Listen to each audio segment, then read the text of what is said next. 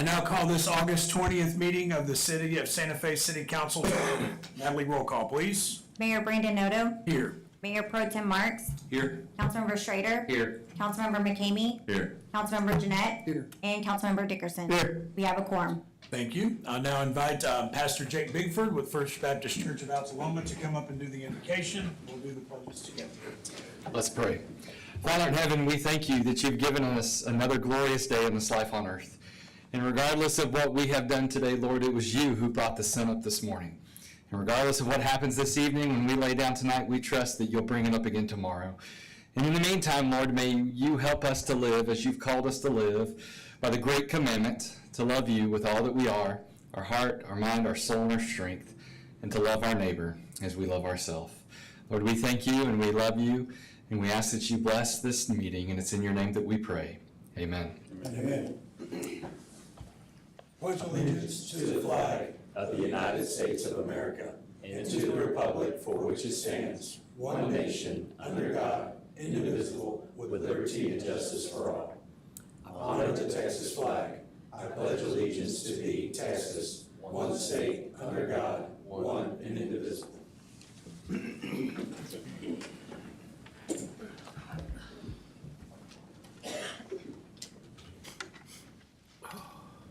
Well, good evening. I appreciate y'all being here. It's always good to see people out in the audience coming to be involved in their city government. I have a Mayor's Spirit Award, and the recipient actually showed up this month, so that makes it even more special. But Kim, I'd ask you to come on up and let me present this award to you. Kim Stellhorn, I don't know that I could really do as good of a job introducing you or telling people about you as good as you could, but I know that you've been in Altaloma for a long time and was on the Altaloma Fire Department. Oh, Arcadia, excuse me, don't hit me. Arcadia Volunteer Fire Department, worked at the grocery store, and you've been around Santa Fe for a long time. 2 years. Done a lot of good. Since I've known you, I just see you so involved in all of the city functions, the charity functions around town with your insurance agency, always sponsoring where you can. I love your historical excerpts that you put on Facebook about the good old days of Altaloma and Arcadia. But as you know, this Mayor's Spirit Award that was started by our former Mayor Bill Pittman is to recognize leaders in our community who don't seek recognition, but just do what they do because it's the spirit of Santa Fe and it's the right thing to do. And you exemplify that as good as anybody I know in this community. And so I want to thank you for everything that you do, for all the historical facts that you share. We're coming up on our 50th anniversary of the city here pretty soon. And I look forward to twisting your arm a little bit into getting some stories and some things together for that. But just proud to know you. Thank you for everything that you do for the city of Santa Fe. Thank you.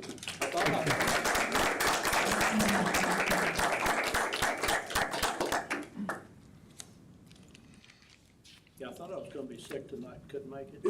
Yeah. For those of y'all that don't know, Kim is also our representative on the Southeast Texas Housing Corporation Board, the SEF Board.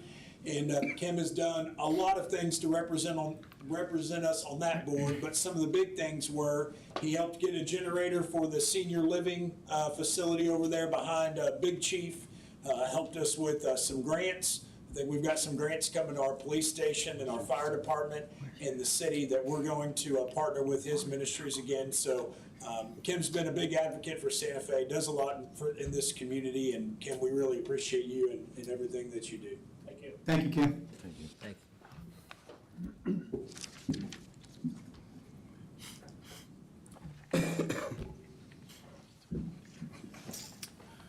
All right, council, we now have item number 2, presentation and approval of minutes from the July 16, 2026 regular meeting.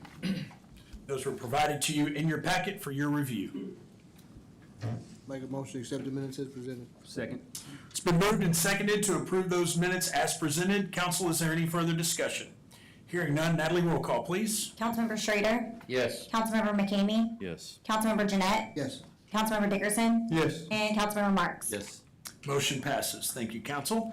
We will now have presentation of department reports. Mr. Collins, good evening. All right, good evening, everybody. Let's jump right on in, and we are going to start with the municipal court We had 218 cases filed for the month of July, 152 warrants issued. They cleared 115 warrants, and they brought in almost $42,000, which is a significant increase. So we are very excited about that at the court, that people are paying their fines and tickets there. Next, let's step into our finance department update. I'm proud to announce for the month of June that our sales tax went up tremendously from 2025, which is quite the change from the last few months. We went up roughly 20% from June of 2025 to June of 2026. So that brings up our fiscal year to date to 4.6%, which I think it was at 2.7 or 3% last month. So that definitely helped bring our sales tax numbers up. So we're really excited for that here at City Hall. Next, as we always do, I go over our top 10 sales tax contributors. So of course, always number one is Sloan Building Supply. Amazon takes the place for second and third due to the wholesalers on there. Fourth, HEB. Fifth, Tractor Supply. Sixth is Reliant Energy. Seventh is Dollar General. Eighth is Santa Fe Bighorn. And ninth is McDonald's. And then 10th is O'Reilly Auto Parts. They are very successful here in Santa Fe. It's definitely interesting to me that Bighorn goes above McDonald's, but great to see two restaurants in that mix. All right, next we're going to move to community services. So there were 213 permits issued for the month of July. We only had 4 new residential permits filed. We collected almost $88,000 in permit fees, and then we completed 114 inspections. All right, next for the rentals for the month, that went down tremendously. We only had 2 rentals at Thelma Weber. For the month of July, we had 3 rentals at the Runge Community Center and then 1 for the Pavilion, and we collected $330. All right, let's move over to our police department. We had 3,269 calls for service. I know at the last meeting it was requested for how many calls for service. Of that number did we do from the ESD, and that was 172 calls that we received for the ESD of that number. Is that in addition to this, or is that included? That is included in this number. It was how many? It was 172. Okay. And then we had 60 arrests for the month of July. They gave 148 traffic stop citations out of 459 traffic stops. For our CID, they had 30 new cases, so they have 85 active cases right now, and they cleared 28 cases for the month of July. Next, for Public Works, there were 68 segments of streets that were patched in July. They excavated the south side of Tallow Street, and then E&a-half from 646 South going to north, and then also Avenue E from the outfall to FM 646 South Ditch. As far as paving for the month of July, they had Avenue R and then Peck Street. And then as far as drainage, there was 44 linear feet of new culverts that were set, and then 20 feet of linear culverts to recorrect drainage. All right, let's move on to the library. We had almost 2,900 total in circulation. We have 107 active accounts for the month of July. We had almost 2,700 people that came into the doors. So our per capita ratio is 17.88. And so our taxpayers saved almost $21,000 for the month of July at the library. All right, to our fire marshal. He completed 2 burn pile inspections. He had 45 burn permit renewals, and then a total of 180 active burn permits for the month of July. We are under a burn ban now. We followed in alignment with the county. I know that it did rain, but it's still dry out there. Be that as it may, we had 2 fires within the Santa Fe city limits. He did 1 fire plan review, and he completed 5 fire safety inspections. As far as code enforcement goes, he had 8 new cases for the month of July. He closed 4 cases, and then he has 19 open cases that are ongoing. All right, any questions? I know that Councilman Schrader had a couple images added in. I'm just going to scroll to him, that way you can talk if you want to. Right here. This is 4th Street. I'd like to recognize our street department and Billy Crepon. This is what the work of the new paver does. And when you have employees that are invested in the city they work for, and you get them good equipment and the equipment to do it, look at that seam right there. Look how straight that is. That's a good job. That's their second road. And you can't see the middle seam on it. You can't see the transitions when they put another, when they added a new truck to the hopper, you know? Excellent work, excellent work. And this is what we're paying for. When we buy the new equipment and we invest in our people that do our work, you get a quality product. And I want everybody just to, you know, if you get a chance to go down 4th Street, that's one good job. Absolutely. I look forward to seeing a lot more of them. Absolutely. Appreciate everything that y'all do and all of our staff, day in and day out, to keep Santa Fe rolling. All right. Council, any questions for Mr. Collins? Oh, I got one more thing. One more thing. Can we add spraying? You don't have to split the streets and all, but just put your areas, Yes, because I know y'all are hitting it. yes, sir. Yeah. We're divided up in 6 sections. so Right. We'll start adding that to the. If you will, that, because I just want to put it on there because y'all are doing it and I see it. Yes, sir. All right, item number 5, citizen comments. Any person with city-related business not on this agenda may speak to the council. Time is limited to 3 minutes in compliance with the Texas Open Meetings Act.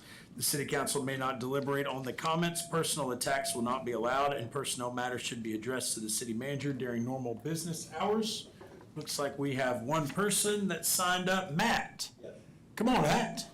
Welcome. Good to see you again. It's been a while. Yeah, it is. A few things. I like to thank Billy. He did my ditches. Appreciate it. And setting the culvert, man. It's just nice. If you'll just state your full name, Matt, for the record. Matt Bell, 3502 Avenue Unit Half, Santa Fe. Just got a couple questions. Now that the Center Point fiasco is done, are they looking at putting any deceleration lanes in to turn into their place or not? That's one. The other one, being there's gonna be more truck traffic, we probably need to get a turn lane on 1764 that turns to 646. There's nothing there, you stay at the light forever. These trucks will be coming around, it's gonna be a big, big hassle. The other thing was, during, I guarantee you they're gonna use this place for a stand-down period when we have storms. There's gonna be a bunch of people there. So my issue is, are they gonna have their own diesel tanks and no gas tanks for their own trucks? So they don't have to use what we have here? Because if I need diesel and I got 3 trucks in front of me from Centerpoint, that's gonna be a bad day. So I was making sure we kind of cover the area, that when all doesn't come up, say, hey, what happened here? I'd just like to know that we're all on the same page. That whole Because back area off Avenue Q, Yeah. that is for if we have a storm like that Is and it? we do bring in stuff, it's a huge parking lot. Okay. You can't see it now because they put the big fence up and it looks great. If you go down Avenue Q and look at it, the fence and the landscaping they did, it's a first-rate job. But we took a tour of it and that whole back, I mean, it's huge and that's exactly what it is. that's fair enough, but you know. Man, I'll be happy to visit with you about it. I've got answers to all of these questions. Okay. Just unfortunately, since it's not on the agenda, we can't But I just wanted- discuss it, but I'll get with you and of course, or Mr. Collins, either one of us. Out there. All these have been addressed. I appreciate it, Matt. Thanks for coming. It's not a requirement to sign in. Is there anybody else that would like to come and address council for any item not on the agenda? Okay. All right, we will move on to A, Business 1, the consent agenda, consideration and possible action.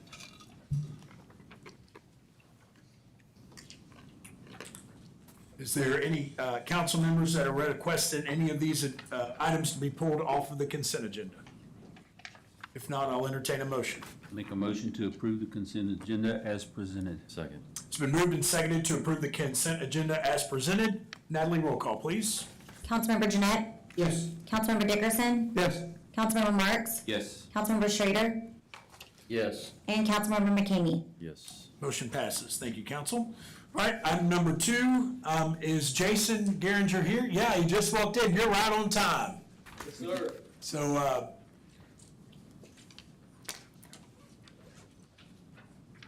You can come right on up here to the podium Yes, sir. and address council. Let me go ahead and read the item here. All right, consideration and possible action, approval of an Eagle Scout project proposal from Jason Geringer for the installation of flag retirement boxes at a designated city location. Hello, I'm Jason Geringer. I'm a part of Troop 628, and my Eagle Scout project is flag retirement boxes. After 4th of July, after Memorial Day, you can drive down the street and you see flags on the ground, or people just burn the flags at random. That's not the proper way to do it. So with this, I am proposing an idea that I can install a wooden box on the other side of the counter here, or anywhere it's up for debate. And that would serve as a place to where we can rest the flags until they are properly burned. And the troop, 628, I will come and check it regularly, but after I graduate and I am no longer able, well, I'm still able to, but if I go off to college, the troop will then take it over and they can come and check it. That way you're not stranded and we don't just abandon the project. They will also maintain the box, and so will I. It's a way of showing respect towards our veterans. You shouldn't just burn a flag. There's a proper way to do it.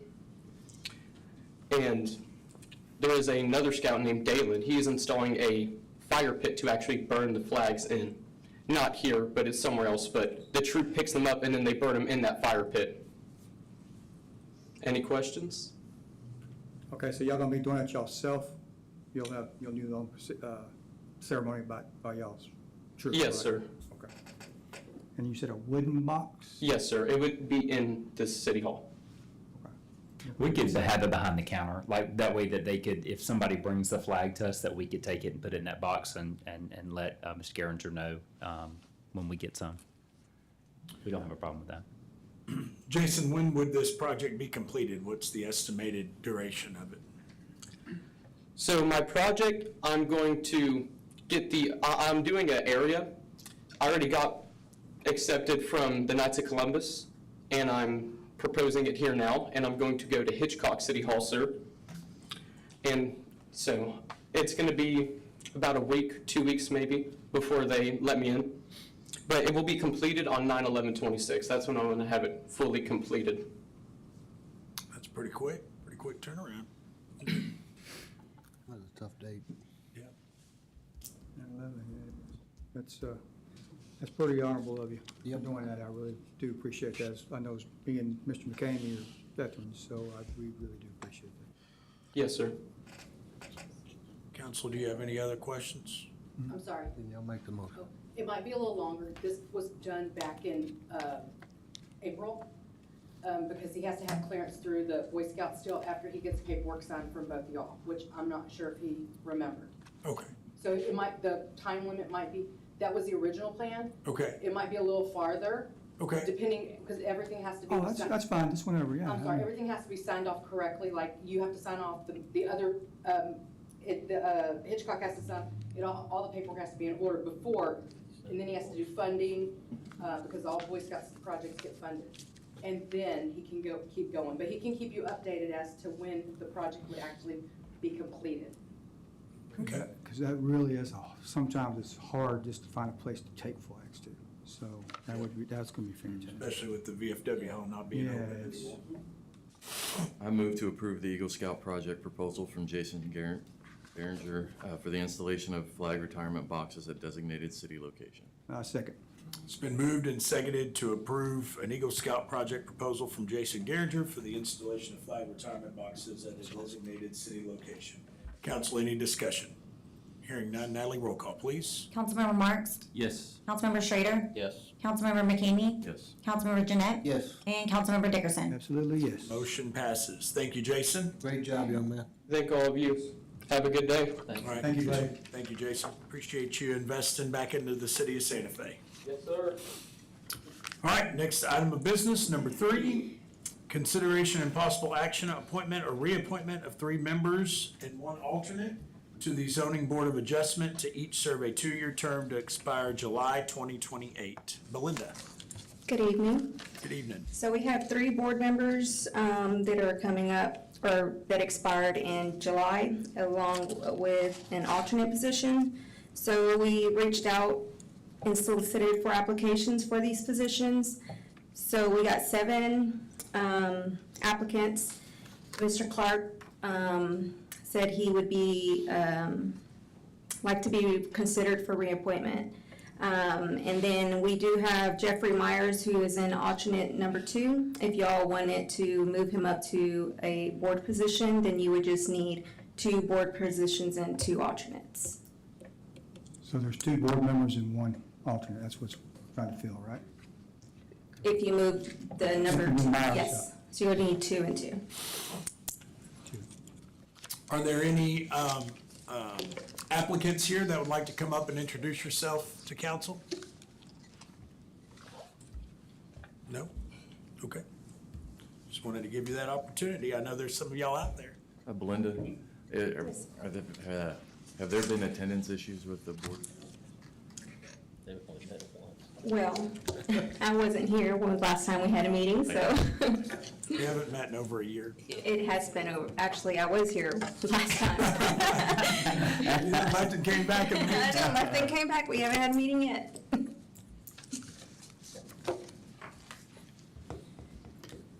Well, it sounds to me that we need people that want to actually be there and that can be there, right?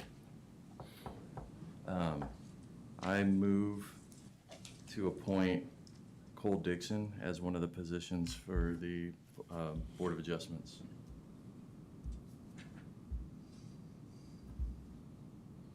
Just and myself, we're just gonna do just one? I'm just doing one, yeah. Just doing one, okay.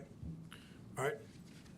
There's a motion on the floor to appoint Cole Dixon to one of the positions. Is there a second? I'll second it. It's been moved and seconded to appoint Cole Dixon as one of the members of the Board of Adjustments. Is there any discussion? Natalie, roll call, please. Councilmember Dickerson? No. Councilmember Marks? No. Councilmember Schrader? Yes. Councilmember McKamey? Yes. And Councilmember Jeanette? No. That motion fails. I move to appoint Haley Wortham as to her position. Second. There's a motion and a second to appoint Haley Worthen to the Board of Adjustments as a regular member. Is there any further discussion? Natalie, roll call, please. Councilmember Schrader? No. Councilmember McKamey? Yes. Councilmember Jeanette? Yes. Councilmember Dickerson? Yes. And Councilmember Marks? Yes. Motion passes 4-1. Haley Worthen is appointed as a board member. All right, we've got 2 other board members and an alternate. I move to appoint Tim Clark, to reappoint Tim Clark to the board. Second. It's been moved and seconded to reappoint Tim Clark as a full board member to the Board of Adjustment. Is there any discussion? Natalie, roll call, please. Councilmember McKamey? Yes. Councilmember Jeanette? Yes. Councilmember Dickerson? Yes. Councilmember Marks? Yes. And Councilmember Schrader? Yes. Motion passes. All right, There's one more? we've got 1 more board member and an alternate. Who was the alternate? Myers was, Myers. Jeffrey Myers was. Yeah, so I'll make a motion to move Jeffrey Myers to a position on the board. Second. It's been moved and seconded to appoint Jeffrey Myers to a full member on the Board of Adjustments. Is there any discussion? Natalie, roll call, please. Councilmember Jeanette? Yes. Councilmember Dickerson? Yes. Councilmember Marks? Yes. Councilmember Schrader? Yes. And Councilmember McKamey? Yes. Motion passes. Thank you, council. I move to appoint Crystal Holshier as the alternate for the Board of Adjustments. Second. It's been moved and seconded to appoint Crystal Holscher as an alternate. No, because it, oh, yes, because they moved Jeff. We've got to do 2 alternates. Yeah, we do. Okay, So So there we'll- should be, we're gonna do 2 I'll vote members for and term then and 2 one's- alternates, well, because they they just- moved Jeff up. correct. So this would be alternate 1 or alternate 2? 1. Okay. So it's been moved and seconded to appoint Crystal Holscher as alternate number 1 to the Board of Adjustments. Is there any discussion? Natalie, roll call, please. Councilmember Dickerson? Yes. Councilmember Marks? No. Councilmember Schrader? Yes. Councilmember McKamey? Yes. And Councilmember Jeanette? No. Motion passes 3-2. All right, council, we've got 1 more alternate. I'll make a motion to appoint Dennis Combs as alternate number 2 to fill the remainder of the unexpired 2-year term. Second. It's been moved and seconded to appoint Dennis Combs for alternate 2 to the Board of Adjustments.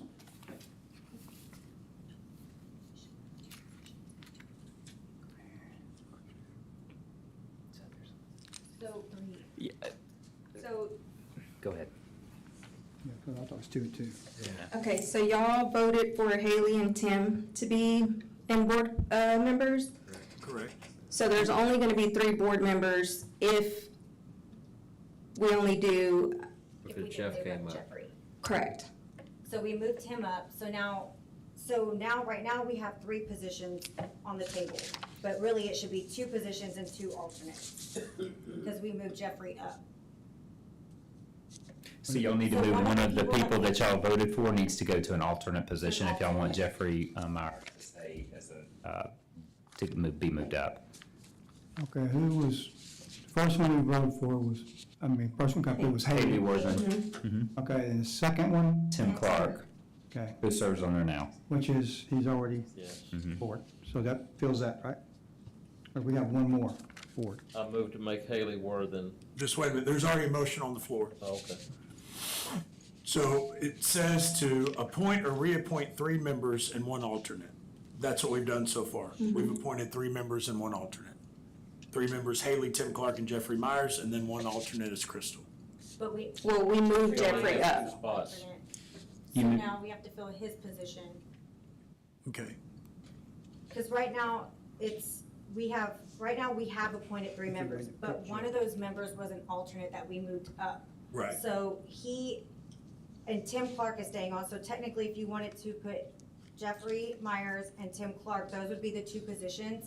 And then we have Haley on the table also, and then the Crystal Holscher, which could be the alternates. However y'all want to do that, is all I'm saying. We But have enough people. Well, I thought that it was that Tim filled 1, Jeffrey filled 1, and Haley filled 1. We're not having 3 positions because Jeffrey moved from alternate 2 to a position. So now alternate 2 is open, so He now. was the third, so he's, probably should stay. Yeah, I'm not getting this. So we only, Okay, so there were 3 positions. Yeah. Yes. Okay, that were up for you put reappointment, okay? Tim back Jeffrey in. and someone else are an alternate. Well, Jeffrey, y'all decided to move to a position. That now makes, that takes away the 3rd. Correct. So we only have one new So person. now you have 2.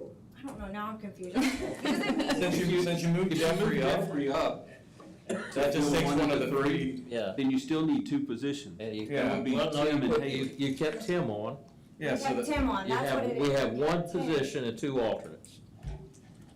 if Myers we was kept last. the 2, So he didn't move up because we I picked don't know, Haley I'm confused now. and Tim Clark.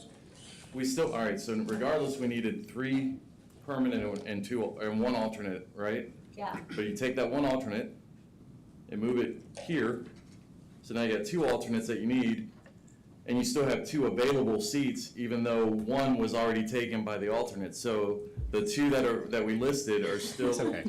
That's right. Okay, so we're good. We're good. I think so. Well, Take a you deep also breath. have to do an alternate 2 then. Yeah, alternate 2. So we'll have, We have the 1 That's the alternate, motion yeah. that's on the floor now. Dennis Combs. yeah, so you have Crystal Holscher as alternate 1, and then alternate 2, that's who y'all recommend. My math is math. Actually, you probably should bring that back at the next meeting, because the agenda item says appoint 3 members and 1 alternate. Oh. So you can't appoint a second alternate tonight. Okay. All right, then that motion was out of order, And we ordered this. so we are done. And we'll have to bring an item on the agenda for the alternate 2 position. Okay, so where do we stand? We stand with Tim We don't have Clark anybody. Haley, Tim, Jeffrey, and then Crystal is the alternate. and Chris was on it. So Dennis is off of the Till next, off the table till, Until next month. okay. That's math. That was only the first one. Oh, Lord. Okay, so as it stands, Haley Worthen, Tim Clark and Jeffrey Myers have been appointed as full members. Crystal Holscher is alternate 1. Yes. That leaves alternate 2 vacant. We'll have an item on the agenda next month to fill that. Perfect. All right. Clear as mud.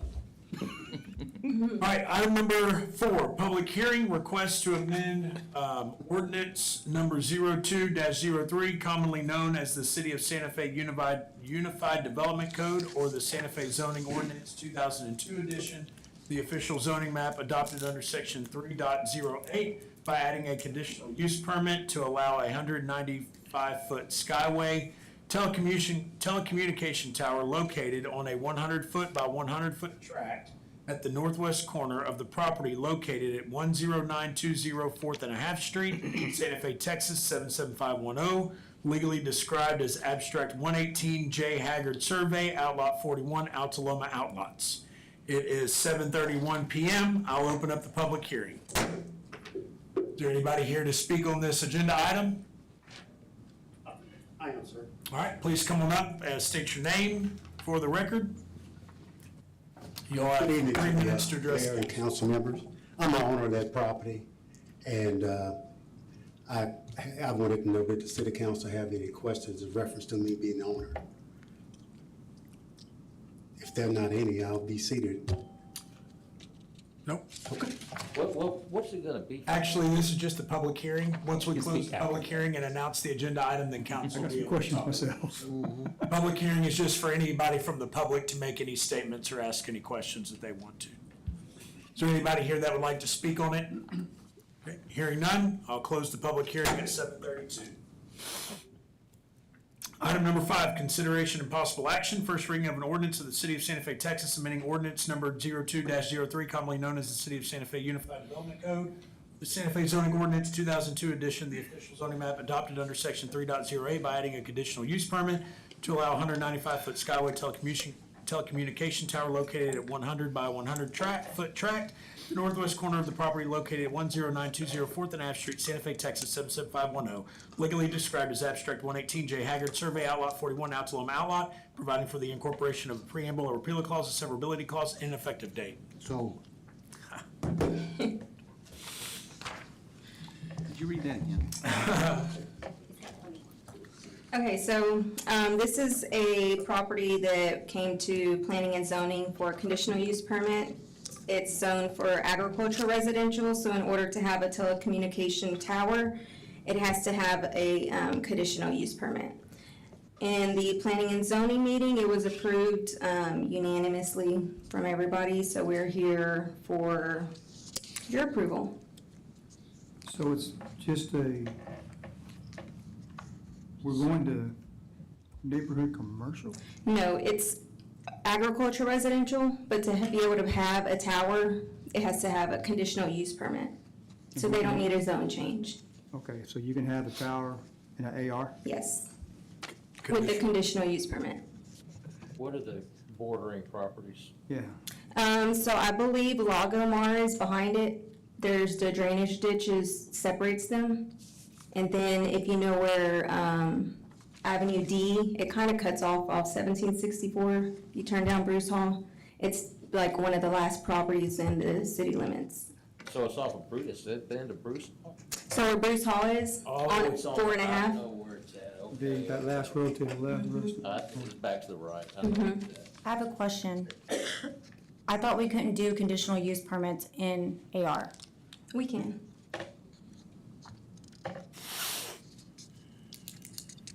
Do you have the matrix?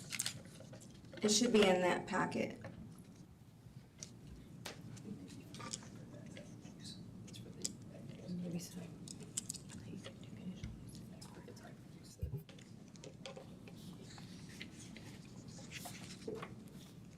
You can, it's just contingent on what it is. It's the type of use for the, because we'll get to the next.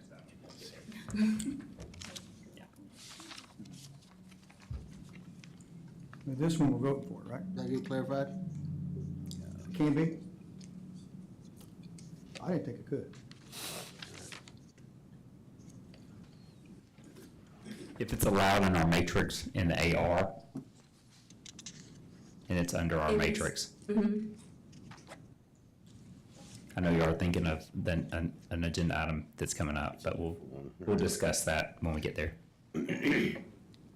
No, I'm thinking about this one. I mean, I ain't thinking about that one. I just don't remember it being an AR. Towers.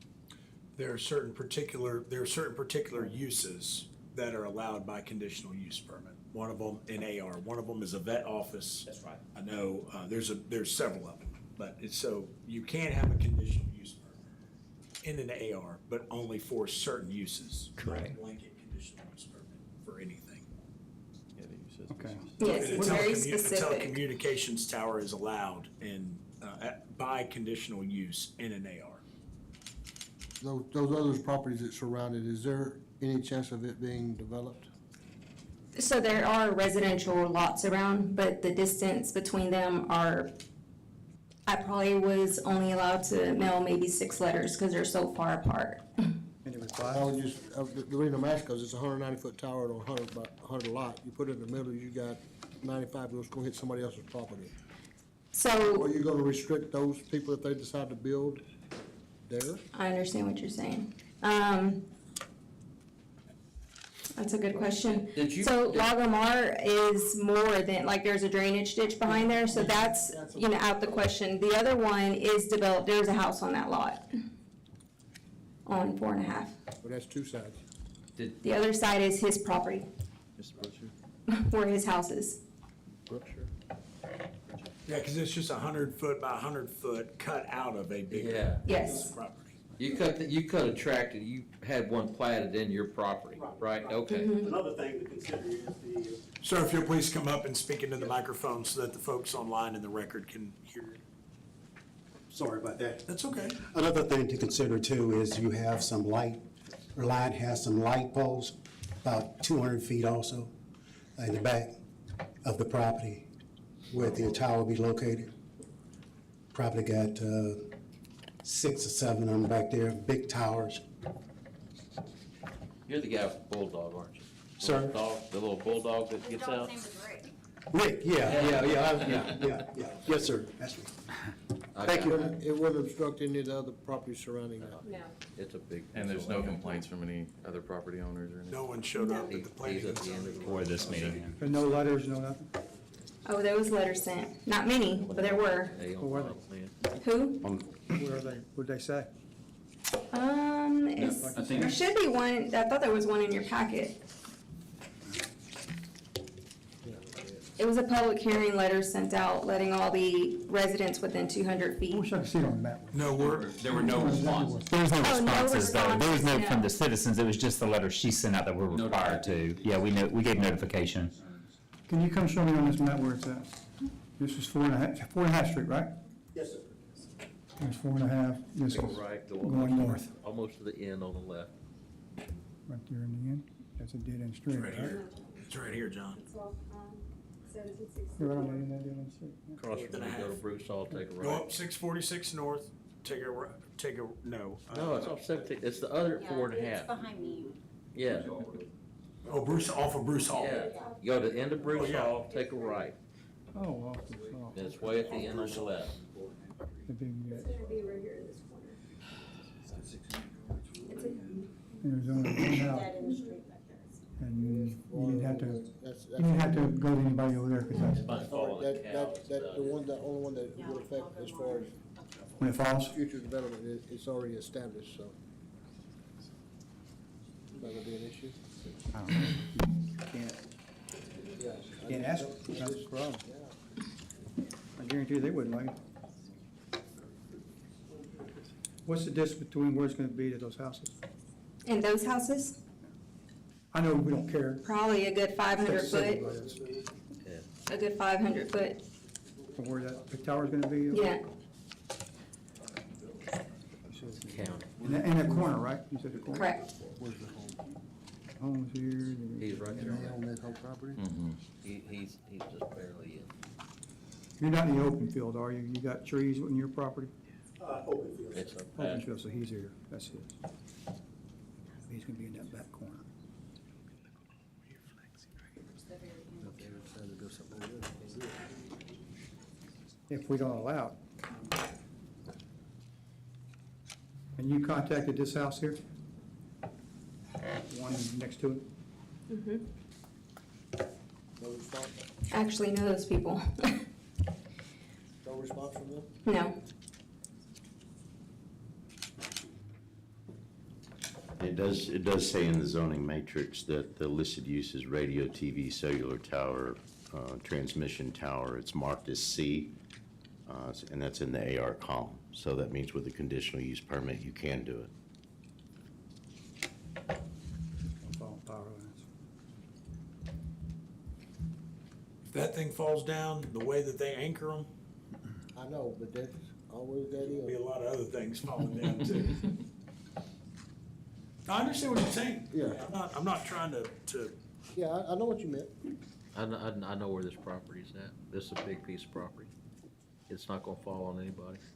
Maybe it's cap. I'll make a motion to approve the conditional use permit as presented. Second. It's been moved and seconded to approve the conditional use permit as presented. Council, is there any further discussion? All these powers. All right, Natalie, roll call, please. Councilmember Jeanette? No. Councilmember Dickerson? No.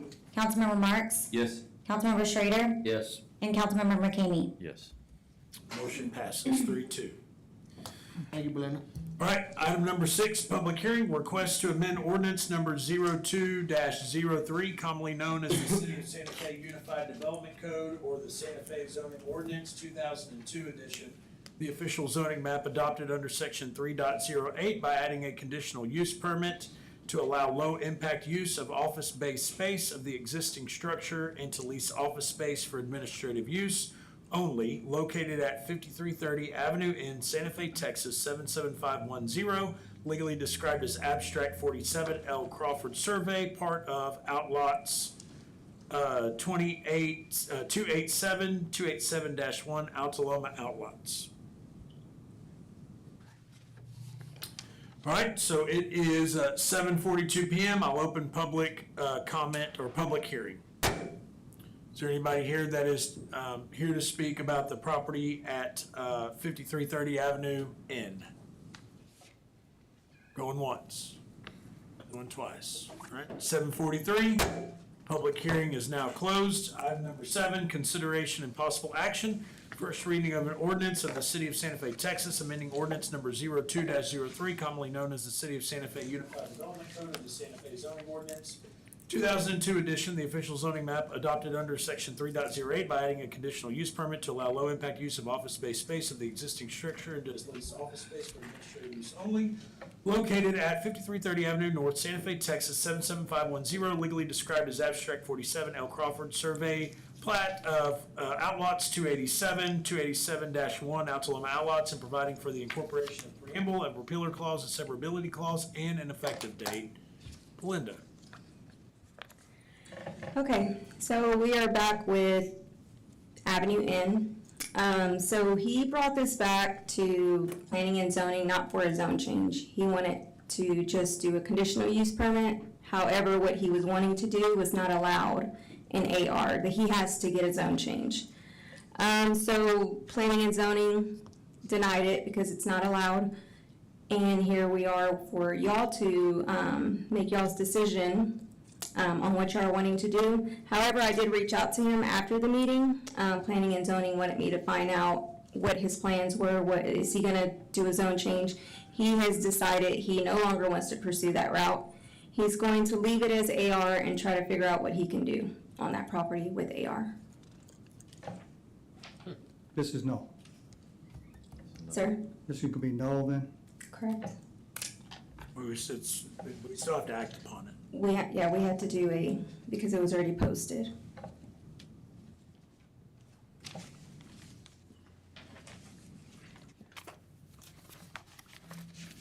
But if we passed it, we'd be violating the ordinance that we passed, so.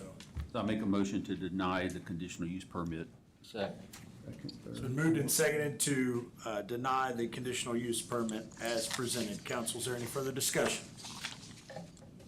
Natalie, roll call, please. Councilmember McKamey? Yes. Councilmember Jeanette? Yes. Councilmember Dickerson? Yes. Councilmember Marks? Yes. And Councilmember Schrader? Yes. Motion passes. All right. Public hearing, item number 8, public hearing.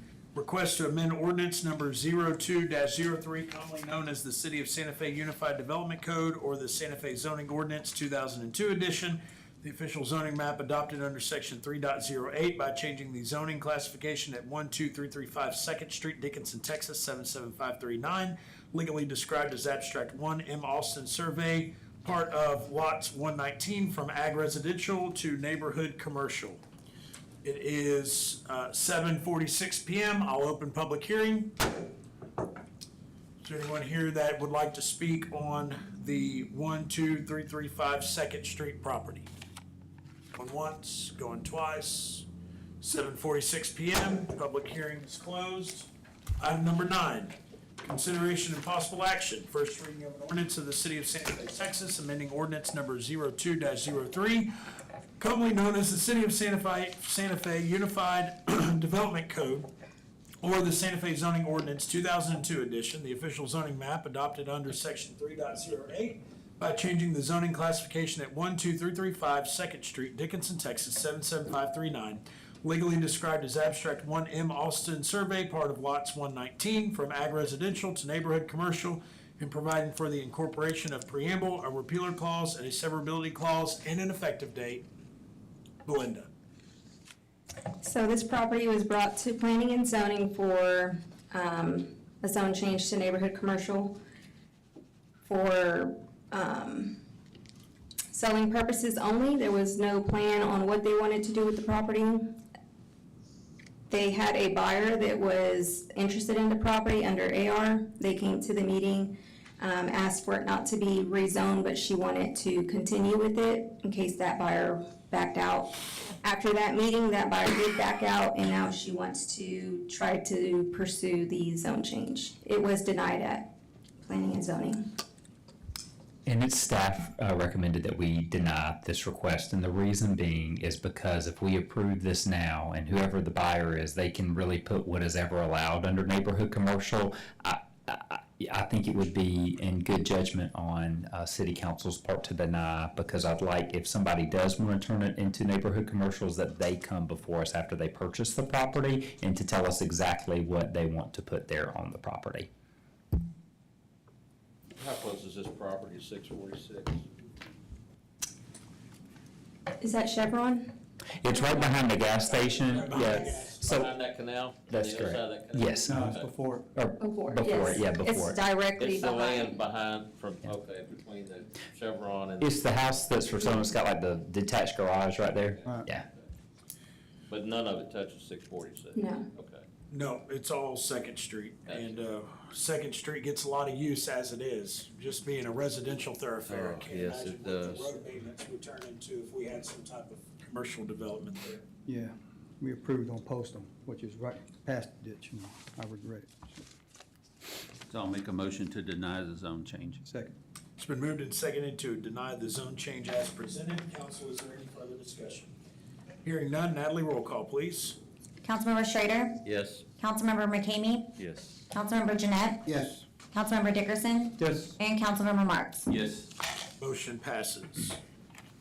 Item number 10, public hearing, request to amend ordinance number 02-03, commonly known as the City of Santa Fe Unified Development Code or the Santa Fe Zoning Ordinance 2002 edition, the official zoning map adopted under section 3.08 by changing the zoning classification at 2529 FM 646 Road North, Santa Fe, Texas 77510, legally described as abstract 1M Austin Survey, lot 56-0 of F.H. Thaman subdivision 9.43 acres from neighborhood commercial to highway commercial.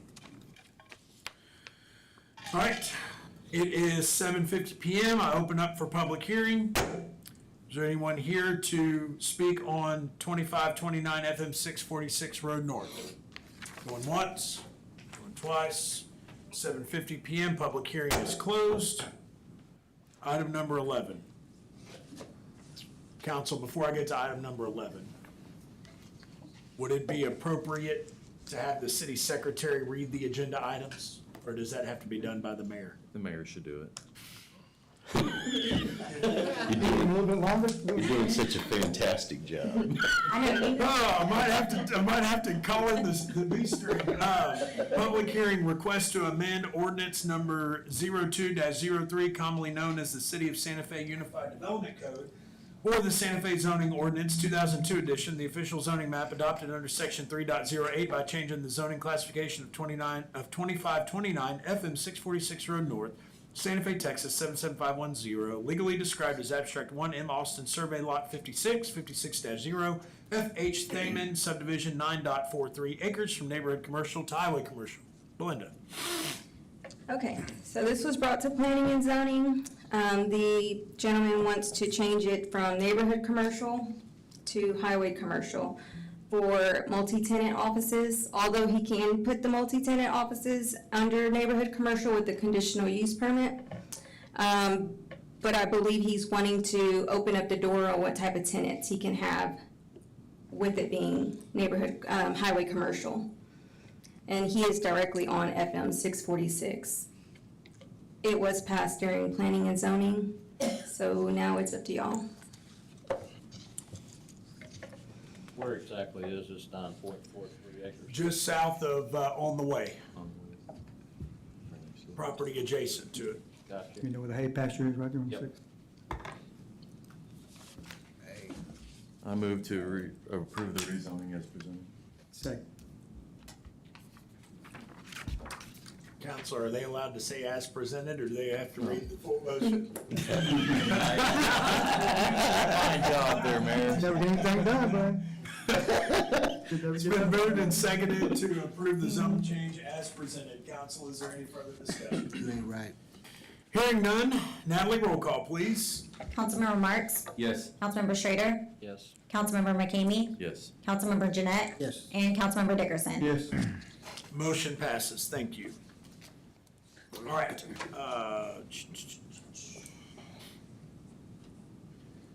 Item number 12, public hearing. Request to amend ordinance number 02-03, commonly known as the City of Santa Fe Unified Development Code, or the Santa Fe Zoning Ordinance 2002 edition, the official zoning map adopted under section 3.08, by changing the zoning classification at property ID 191606, legally described as Abstract 149 E Mitchell Survey, part of Outlot 150, 150-3, Altaloma outlots from ag residential to neighborhood commercial. It is 7:53 PM. I open the public hearing. Is there anyone here that would like to speak on this property? Where is it located? This is the property that is at the dead end of 22nd Street. Going once? Going twice? All right, 7:53 PM, public hearing is closed. Item number 13, consideration and possible action, first reading of an ordinance of the City of Santa Fe, Texas, amending ordinance number 02-03, commonly known as the City of Santa Fe Unified Development Code, or the Santa Fe Zoning Ordinance 2002 edition, the official zoning map adopted under section 3.08, by changing the zoning classification at property ID 191606, legally described as Abstract 149 East Mitchell Survey, part of Outlot 150, 150-3, Altaloma outlots from ag residential to neighborhood commercial, and providing for the incorporation of preamble, a repealer clause, a severability clause, and an effective date. Belinda. Okay, so this applicant put in the application to change it from AR to neighborhood commercial for a live fire training facility. There were written protests for planning and zoning, and due to our ordinance, 3/4 of the board had to approve it or be for it to pass the motion. It was a 3-3 vote, so all the votes were not there to let that be approved. So we are here for y'all. Wonderful. The reason that we are here is that the council public hearing was previously published. And so my recommendation was to keep it on the agenda to give due process. And y'all certainly can turn it down, but whether you fully approve this or fully deny it or have a split vote, it really makes no difference. because the protest was filed, which required a supermajority of both boards, the planning and zoning and this board. So it effectively died at P and Z. So you might as well just go ahead and for a formality, just go ahead and deny the motion and move on. I move to deny the rezoning as presented. Second. Who was that second? Rusty, okay. It has been moved and seconded to deny the rezoning as presented. Council, any further discussion? Hearing none, Natalie, roll call, please. Councilmember Jeanette? Yes. Councilmember Dickerson? Yes. Councilmember Marks? Yes. Councilmember Schrader? Yes. And Councilmember McCamey? Yes. Motion passes. Thank you. Take a break. Y'all for being nice. I could use a bottle of water, actually. It's a little crumpled, but it's Are you okay. gonna drink that or throw it at her? No, not throwing anything. Who wrote these up? That's who he's gonna throw. You? You wrote? Oh, there you go. Go. Well, the next time that we have to evaluate the city secretary's duties, and that she will become the clerk of the council, and that she'll have to read all agenda items. So put that on the. Just trying to keep it legal, you guys. That on the calendar. All right, this next item was requested by Mayor Pro Tem Marks, consideration and possible action, adoption of a resolution of the City Council of the City of Santa Fe, Texas, amending Resolution 1993-37, Budget Policy, Section 5, Fund Balance, to change the target amount for the fund balance of the city's operating expenditures. So, Mayor Pro Tem, the floor is yours.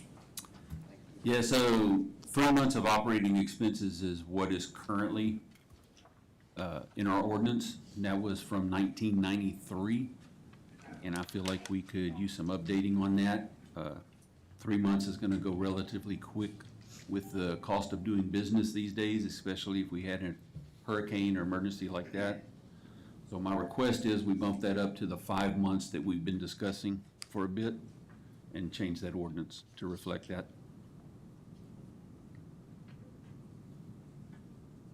Where are we right now?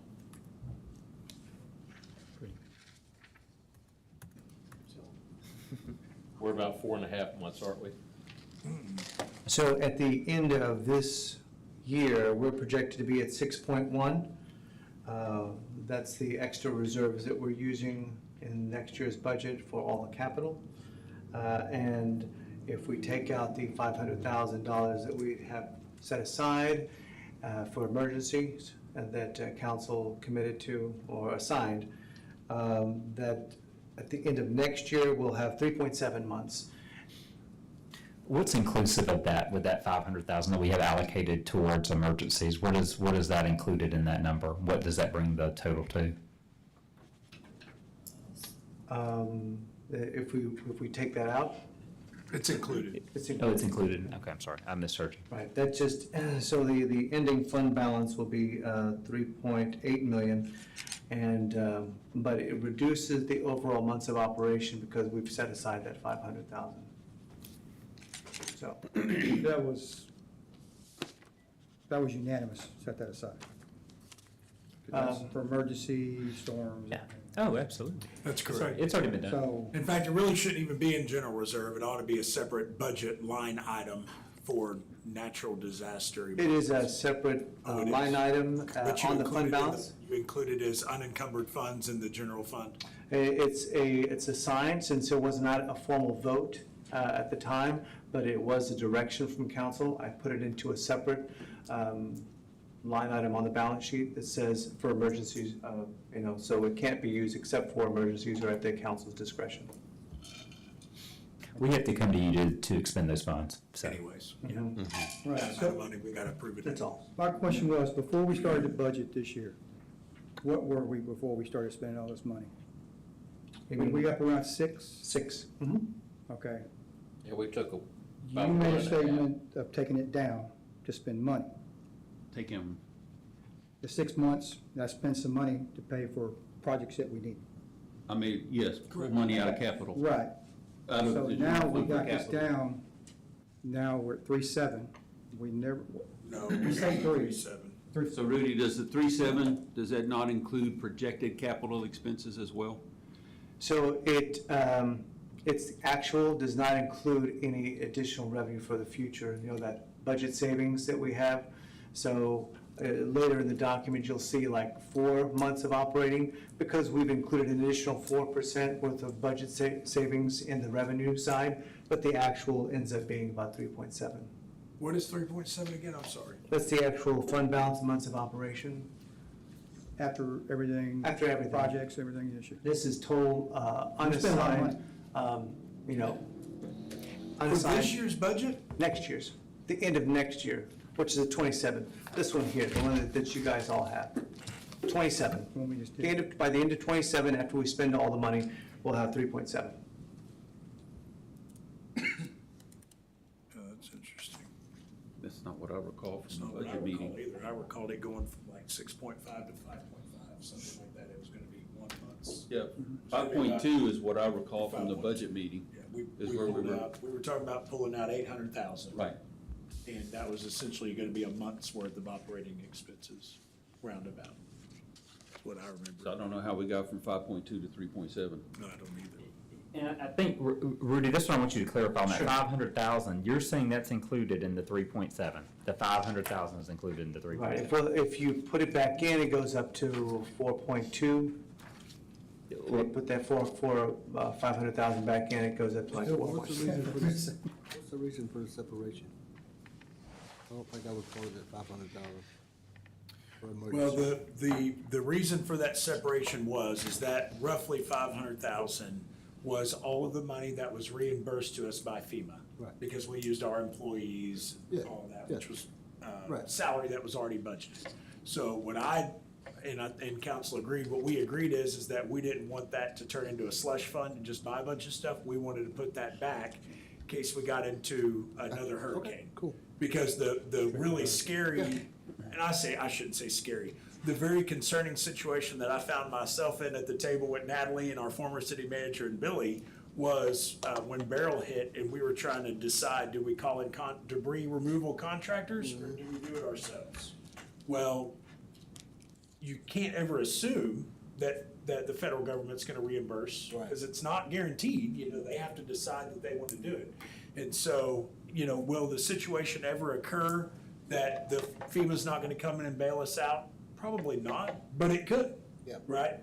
Or it could take years and years and years. Now, luckily with Rudy, I think we were the first government entity to receive any refunds from FEMA based on our reporting and the documentation. Everything was great. But if it's much more catastrophic, different situation, it could be years before we get reimbursed. So I wanted to have that money set aside for another hurricane or natural disaster, that we could do what we needed to do and not be worried about whether we were gonna make, payroll the next month or whatever.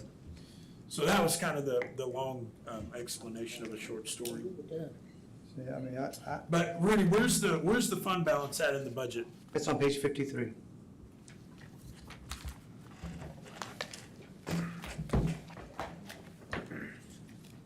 I hope there's pictures. I'm guessing there's gonna be graphs. So it puts us pretty close to the same position that we were in 2024. And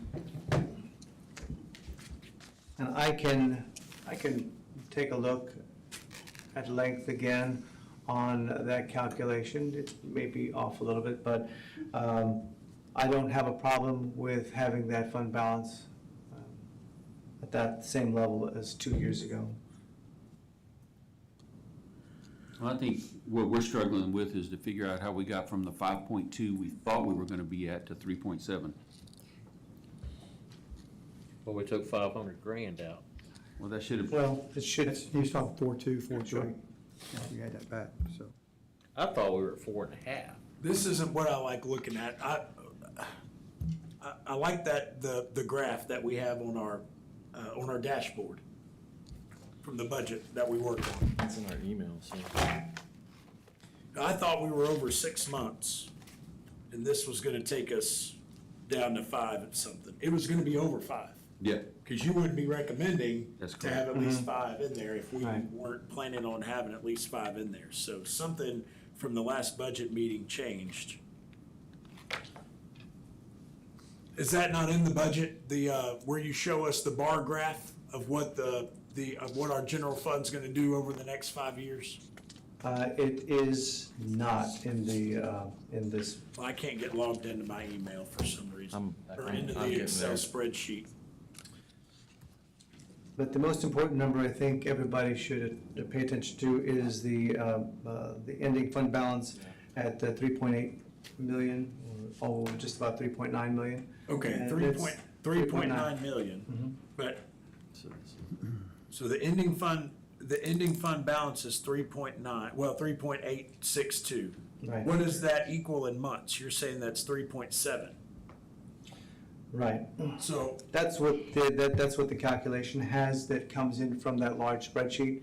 And I took that and I moved it directly into this, this document. okay, so that's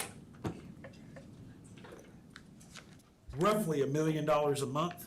$1 million is 1 month of operating expenses for the city. Is that right?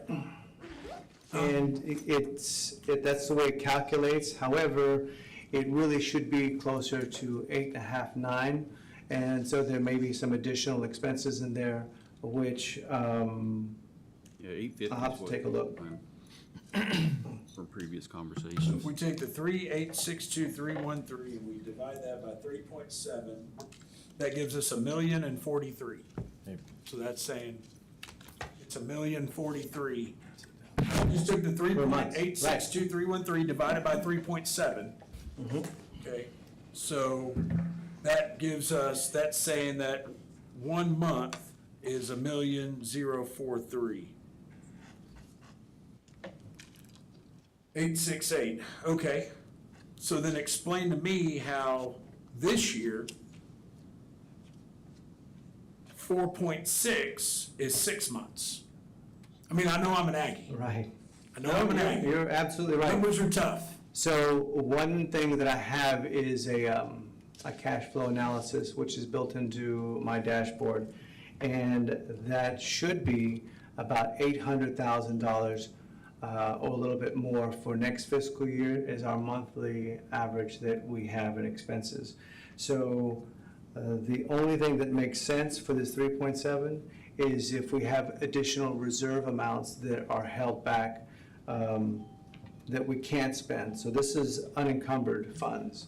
So it's possible that this needs to be adjusted, but it's remarkably similar to fiscal year '24, which is why I didn't heed it any mind, you know. So what I can do is I can double check both of those to see if there's any reserve funds that have been set aside that would have brought that down. And I made sure to, on that, Mayor, to put it at the no new revenue rate. Well, I don't know, I did something that. Yeah, I think. You broke it? I deleted the whole city budget. It's just Gone. for yours, you're good. It's all gone. That's with that 500,000 out of that, and I think it's really closer to 4.5 is really the actual. This is just included, it's not including, even though we include it in our fund balance, this new software that we have does not. That's really kind of closer to where we're at. So let's just say for argument's sake that it is 4.5, and I'll have to check on the 2024 number, since these numbers are produced from the data and aren't the actual fund balances, but they're produced just from the data, and it probably divided by a set of numbers that we determine as our operating expenses for the month. So. Well, the frustration that I have Yes, is sir. when we get ready, when we come to this meeting to adopt this document and the numbers are different than the document that we've been looking at all summer. That's what frustrates me a little bit. That may be your fault, it may not be your fault, but regardless of where you say our general fund or fund balance is gonna be or not, has a little bit to do with this agenda item. Yes. But it doesn't have 100% to do with it. This agenda item is just talking about what is council's policy moving forward, whether it's this year or 10 years from now, how much we want to keep in our reserve. But now I don't know that I'm comfortable adopting this budget tonight, because it's certainly different than what we were presented. Or maybe I'm just interpreting it different. I don't know. The months of operating, I will agree, it looks like it should be more like 4.5 months of operating, just based off of the numbers that we've used in the past in the current fiscal year and 2025. So I would disregard the 3.7 and the 3.9 from 2024.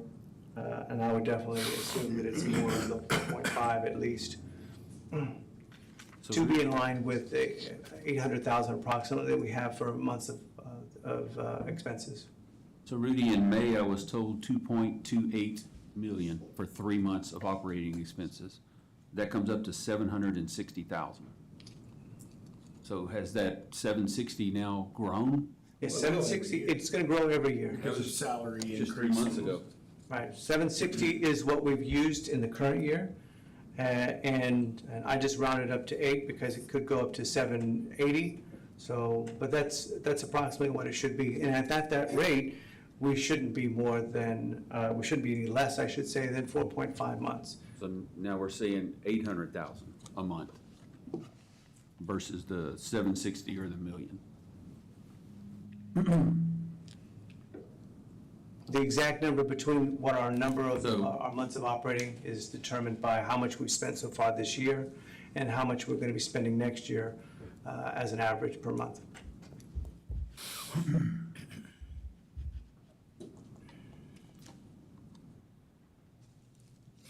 But to what you're saying, So- skip 5 months is what you're saying that we need to do. Mhm. I like what we did this year. I mean, I like keeping it at 4 months, and then we have the money to buy the equipment, to do the paving we're doing, and to, and if we had to use it somewhere else. But I know, I mean, that's what I'm looking at. I'm looking at putting it right back into our infrastructure every year. Yep. Because we can't afford, if we have it. Rusty, you're looking at 6 years, you only got 2 of the 6 that are one's a million, Right. not 63. But I do The rest have think been low. I mean, 5, I think, is high. I think We 4 just went crazy this months year. of working we bought a lot of capital. stuff. That gives us something at the end of the year to use to buy some equipment that we can't fit in our budget like we did this year.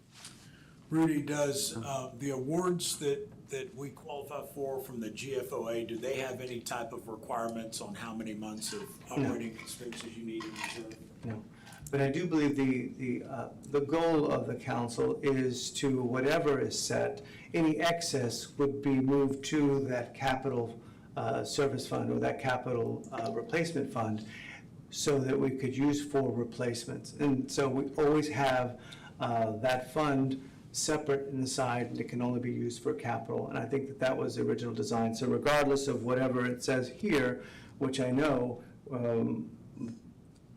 it looks a little skewed, but whatever it is, we know that there's a large amount that we currently have in capital that we're going to be using next year.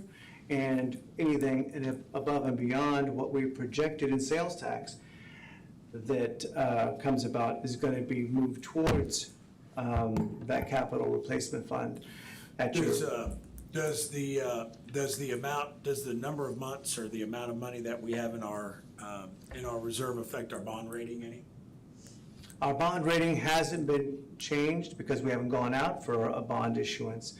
And since we did the Justice Center. So it still stands at AA minus. And even if we stay at 3 months, it's not going to affect us. They just want to make sure that we are being responsible for it. And it could, like Councilman Mark said, I've been in a city that had like 7 months worth of operating, and we did the same thing. We used a large amount of that towards capital, and it did not affect the bond rating at that time. So I think Councilman Schrader makes a good point. And being as we're looking at 4.5 versus the 5.2 that we initially expected, I think 4 months would be a good target if we wanted to move to that. And then we can always reevaluate it in a couple of years, right, as things grow. And ultimately, it's just a target, so a simple majority vote of council can spend under that if they ever want to. Right. It's just, Hope they don't. Right. I don't think it'd be very responsible, but what, 1 under 4? If we say 4? going under whatever we say, you know, but, I mean, but you tire yourself, if you lower you go, the higher you go, the more you're gonna tire your hands of what you can spend. right. And I'll This year, double, we spent a lot of money on, and I'll double check these. These are coming from the new software, the budget, digital budget book that we produced. And they might have changed some of the addition or subtraction on this last column that doesn't appear on our numbers on our side. This is all created in the cloud using database dump from our system. So how that actually hits, for the most part, all the departments matched up fine, and the totals matched up fine. But this one sheet probably needs an additional look before we send it off to the adopted budget book. And we send it off to the GFOA for our 5th-year award. I just think we've been acting pretty conservative. We have. Just stay that way. I mean, I just hate to raise it. Yeah, I think it's, you know, there's a line, right? There's a line between being fiscally responsible enough to make sure that you have a savings account where you don't get yourself in a bind, but then also being good stewards of the tax dollars, not just letting them sit in a bank somewhere, but actually putting them to work for the citizens, right? So I don't think there's a right or wrong answer. I think it's just, you know, kind of a spectrum. As a council, we just kind of have to decide if we think that the 3 months needs to be increased or not. You know, ultimately, it's a target, it's a goal, so it's not something that we're bound by. We could, by simple majority vote, spend under whatever that target amount is, but I think it makes a statement about what our goals are as a council and fiscal responsibility and paying as you go instead of going out for a bond every time we need something. So 3 months, 4 months, I think 5 months is probably a little extreme, but I don't think there's a bad way that we could go one way or another. The end game is that we save money for the citizens in interest that we don't have to pay if we issue bonds. Or we do capital lease purchases, which is really high. Tax increases. Bonds are a tax increase. No matter how they want to paint them. So I'll make a motion to amend Resolution 1993-37 to reflect 4 months of operating expenses versus the 3 months it currently. Second. It's been moved and seconded to adopt a resolution to change the target amount for the fund balance of the city's operating expenditures from 3 months to 4 months. Is that representative of what you wanted to do, Mayor Pro Tem? Council, any further discussion? Natalie, roll call, please. Councilmember McKamey? Yes. Councilmember Jeanette? Yes. Councilmember Dickerson?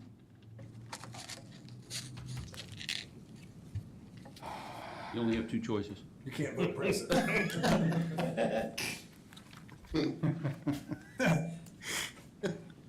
think it'd be cool if council's unified. Councilmember Marks? Yes. And Councilmember Schrader? Yes. Motion passes unanimously. Thank you. Clowns. All right, moving right along like a herd of turtles. Item number 15. Consideration and possible action, first and final reading of a supplemental ordinance of the City Council of the City of San Antonio, Texas, approving the 2026 annual update to the Service and Assessment Plan for the Mulberry Farms Public Improvement District PID, including the collection of the 2026 annual installments. Mr. Zepeda.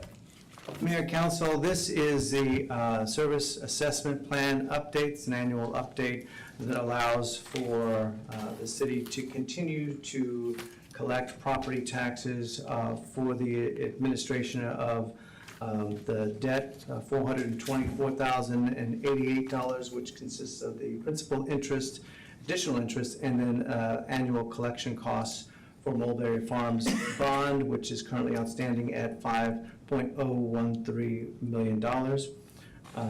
And of course, all of those assessments are being paid through from those collections. So this document is primarily just an annual accounting and administrative update.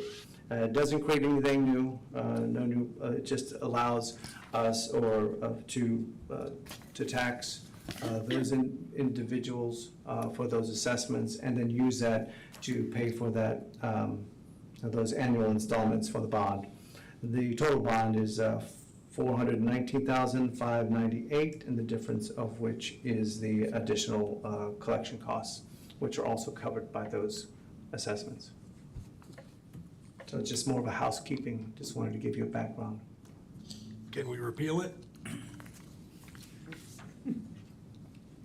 That's a rhetorical question.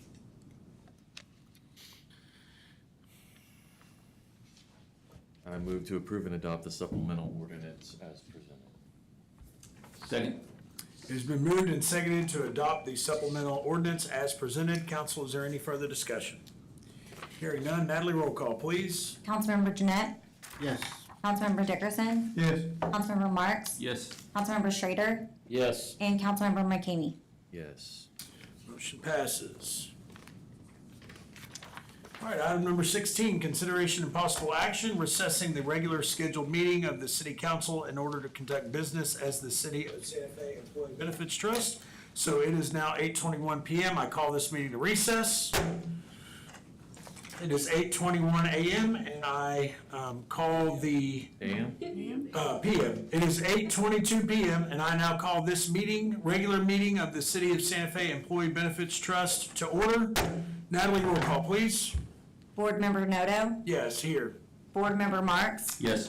Board Member Schrader? Here. Yes. Board Member McKamey? Yes, I'm here. Board Member Jeanette? What, did I say it twice? Yeah. Okay. Board Member Dickerson? Yes. We have a quorum. I don't, what did I say something wrong? We're laughing because we're all saying yes instead of here, Oh. because we're in the groove. All right. Mayor, Council, so tonight we have Brett Bowers. He's from Hub International. He's going to be speaking to us. He's our insurance broker, and he's here to present the selection for the employee benefits for the fiscal year 2027. And he has a short presentation for consideration before you actually adopt later on the hearing this motion. We have to start with item 1, approval of the minutes first. I don't have that. I don't have an agenda for this meeting. Oh, here. Sorry. All right, item number 1, or item 3, business 1, consideration possible action approval of minutes from the August 14th, 2025 special meeting. Were we provided those minutes? Yeah, they were in the packet. Your second. 600 pages. It's only 553,000 Yeah, pages. I know, 600 pages. It's gonna be like down in the hundreds somewhere. I with- see it. Okay, thank you. I move to approve the minutes as presented. Second. It's been moved and seconded to approve the minutes as presented. Council, is there any further discussion? Hearing none. Natalie, roll call, please. Board Member Schrader? Yes. Board Member McKamey? Yes. Board Member Jeanette? Yes. Board Member Dickerson? Yes. Board Member Noto? Yes. Board Member Marks? Yes. Let's jump the gun. All right, item number 2, consideration and possible action review and possible acceptance of an offer for an employee medical and pharmacy insurance, an offer for employee dental insurance, an offer for life insurance, an offer for vision insurance, and an offer for long-term disability insurance. Mr. Rudy. Yes, as mentioned, Brett Bowers is here from Hub International. He'll be speaking and presenting to council on the selection for health benefits for the next fiscal year, which is included in the budget. Good evening, Brett. Howdy, Mayor Howdy. and Council. How are you doing tonight? Good. We do have a presentation that was prepared. It's complete overkill, but we do have it as backdrop. If there's a question that's asked, we have a resource. What I was hoping I could do is, first of all, I just want to, only see me once a year. I work with Hub International. We work with about 160 different cities here in Texas. I only work with cities. I've been fortunate to work with the city of Santa Fe for probably 20 years. They used to be with the Texas Municipal League.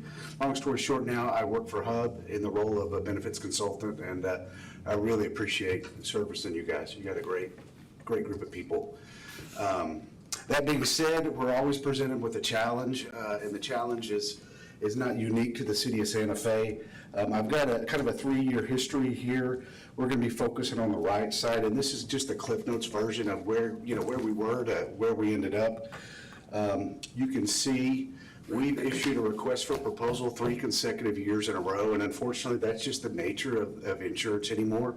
It was not always the case in my younger years. You would partner with a carrier for 4 or 5 years and then, make a switch, and it seems anymore, in order for us to maintain the level of benefits that we deserve as public employees and then meet budget, it just requires us to go out to bid. So the good news is that the RFP that we issued this year on behalf of the city of Santa Fe, it did yield the results that we were wanting. Quickly, and then I'll just move down this, the backdrop to any renewal conversation or any budget conversation or benefit conversation is, what are our claims relatives to our premiums? And so when we paid Aetna this year, or UHC the prior year, they're gonna look at, okay, the city of Santa Fe is putting in this much premiums, and we'll just set that as X. And then how many claims are they paying back out? And unfortunately, for the last 3 years, we've been a cost center to the insurance companies. We've had more claims going out, claims being paid than premiums coming in. And that's one of the reasons why we've proactively done RFP, because we know when you go out to bid, the new insurance companies, they're not necessarily as worried about what was paid. They're worried about what is going to be paid, and they look at large claimants and diagnosis and prognosis. So there's always an opportunity to make certain that we have proper leverage by doing that RFP. Does that make sense? So we did get in fact, a 36% increase from Aetna, which is not appropriate, obviously, for the city budget, or if we had to pass those increased costs to the employees. So through the RFP process, we did have quite a few of the insurance companies actually decline to quote, because again, we're still running pretty hot. That being said, Blue Cross Blue Shield did provide a very aggressive proposal. And when we began looking at potential plan designs to meet budget, there was a HMO plan that was very comparable to the plan that we presently have with Aetna. And it's coming in at 3.5% over current. And so, and again, it's just the nature of the way things are purchased these days with insurance. But you guys, I know it's not fun to move carriers every year, but we literally have been able to maintain the city's budget for employee benefits for 3 years at a rate below 3-4%. So we've really been able to accomplish quite a bit from that perspective. Of course, the other side of it is, what's the employee experience? Are these good benefits? And so as far as the Blue Cross Blue Shield network, it's the biggest network in Texas. As far as the plan design, it's very comparable to what we have with Aetna. There is a difference this year, though. The plan that we're picking is going to require that employees pick a quarterback or a primary care physician. And so the way that works is they'll pick a physician, their spouse can pick a physician, their kids can pick a physician. They can change the physician every single month. They're not locked into it. But the bottom line is, for employees that are wanting to go get an MRI or a CAT scan or something like that, you can't just self-direct your care now. And the whole idea, and that's one of the reasons why the costs were so much lower, is because they can literally keep people from doctor shopping, and they can make certain when people are going to access care, they're accessing the appropriate care for the medical condition and not Googling it and just running around and getting doctors. So there is that check and balance. We're seeing that a lot with cities, and just with the industry right now, there's just more checks and balances to try to keep costs down because healthcare continues to go up so high. So another thing that came out of the RFP, the dental that Blue Cross Blue Shield offered comes to the city with some substantial savings there as well. So We partnered with the Standard for our ancillary coverages, which is the dental, the vision, the life, the disability. We really didn't plan on touching that because the Standard's been a really good partner. But as I began to look and partner, knowing that we were gonna go with Blue Cross Blue Shield, we looked at their dental quote, and it was actually comparable to what we have today, like an exact match actually, as far as the annual maximum and the orthodontia. But it was actually coming in lower than the plan that we have with the Standard, and if we offered it, we would get a 1% bundling discount on the medical, so that helped us to even further reduce it to get it down to that 3.5%. So when we were looking at the budget, obviously it was coming in a little under budget, so the city, as we kind of walked through this, they did make a decision, and it's a great decision that the employees will love. So going forward for the vision plan, which is not a very expensive plan, but they will be covering 100% for the employee and all covered dependents. And then apart from that, literally all of the other plan designs were in a rate guarantee from last year, so there really is no substantial change in regards to the other products that are being offered that are noted here. Everything just kind of stayed the same as last year. So the main difference is going to be moving from Aetna to Blue Cross for the medical. We're no longer, we're going to be offering an HMO and offering dental through Blue Cross Blue Shield too. Yes, sir. Sorry. Thank you. What was you said the 4% increase for vision that covers independence, right? Yeah, yes, sir. What does that cost? So the Standard renewal was like a 4%. Rudy, we looked at that, and I apologize, I don't have those. I do. Do I have those numbers in here? Let's see. Right here.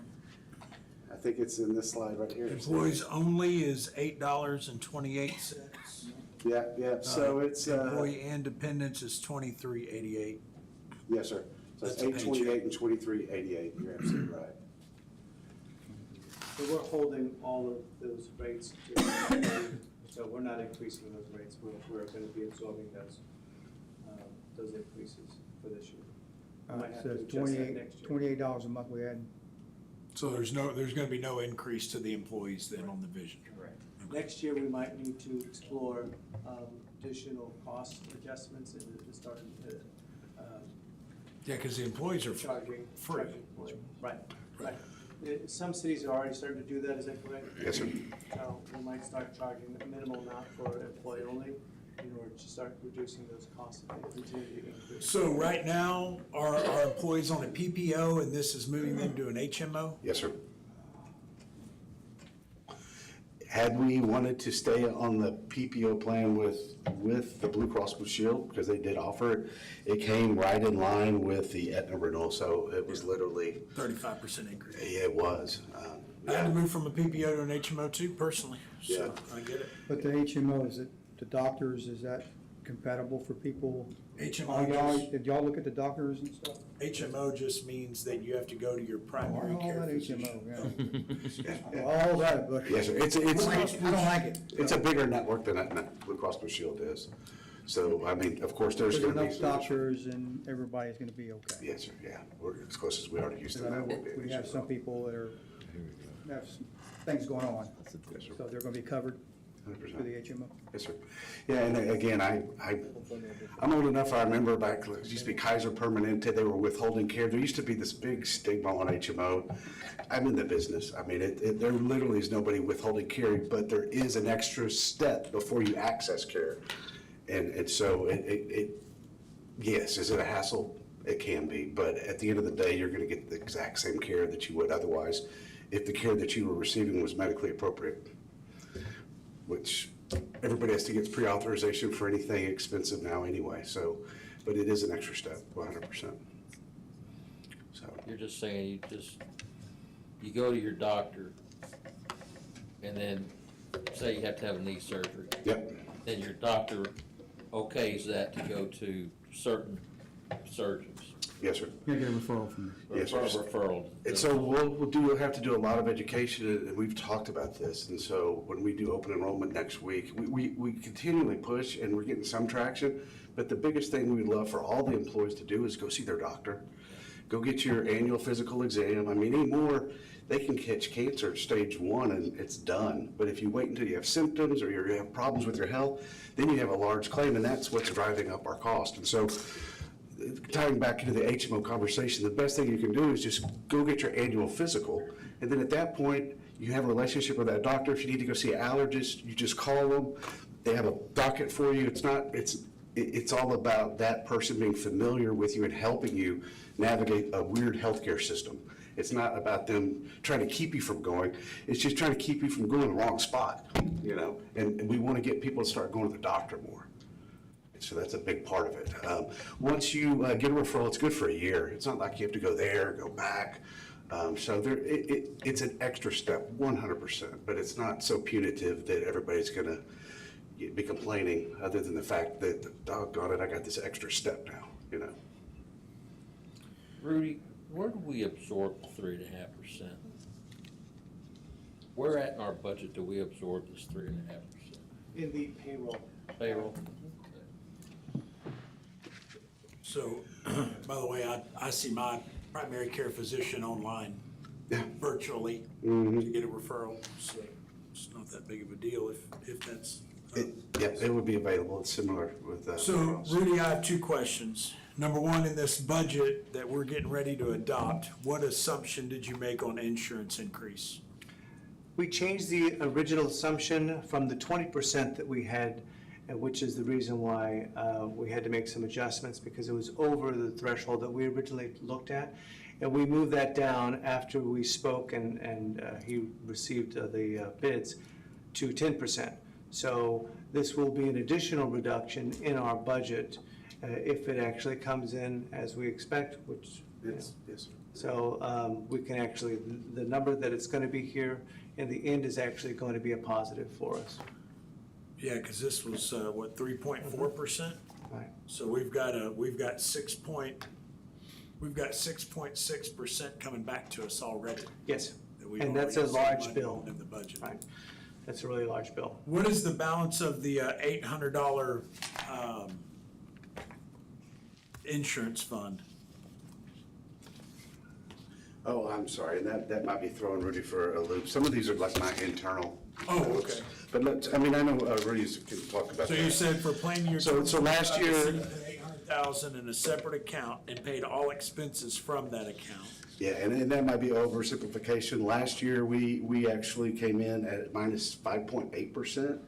And there was literally a deal that Aetna provided to us where we got our first month, we got a $40,000 credit, and it was already below, so there was going to be some funds left over at the end of the day. And so when we were working with city leadership, the idea was to kind of set that money aside as kind of earmark it for a time when we might need it if we did get a large increase. And that's more of my notes too.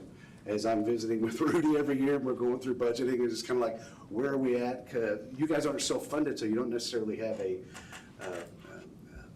rate stability fund, Right. but a lot of cities, it's a best practice. If you have a good win, kind of stick some of it in the Yeah, general that's what we fund. just talked about with our Yeah. natural So disaster. So we do have a bank account, it's called the Employee Benefits Trust Fund, where we could house that. The only problem with that, and it was a really great idea when we first came up with it, that's where we stick that money, at the end of the year, once everything gets balanced, all the expenses are in, it's currently sitting on the liability on the balance sheet, so that amount of money is going to be, a residual. There's going to be a net there that we could transfer that cash directly to the Employee Benefits Trust Fund.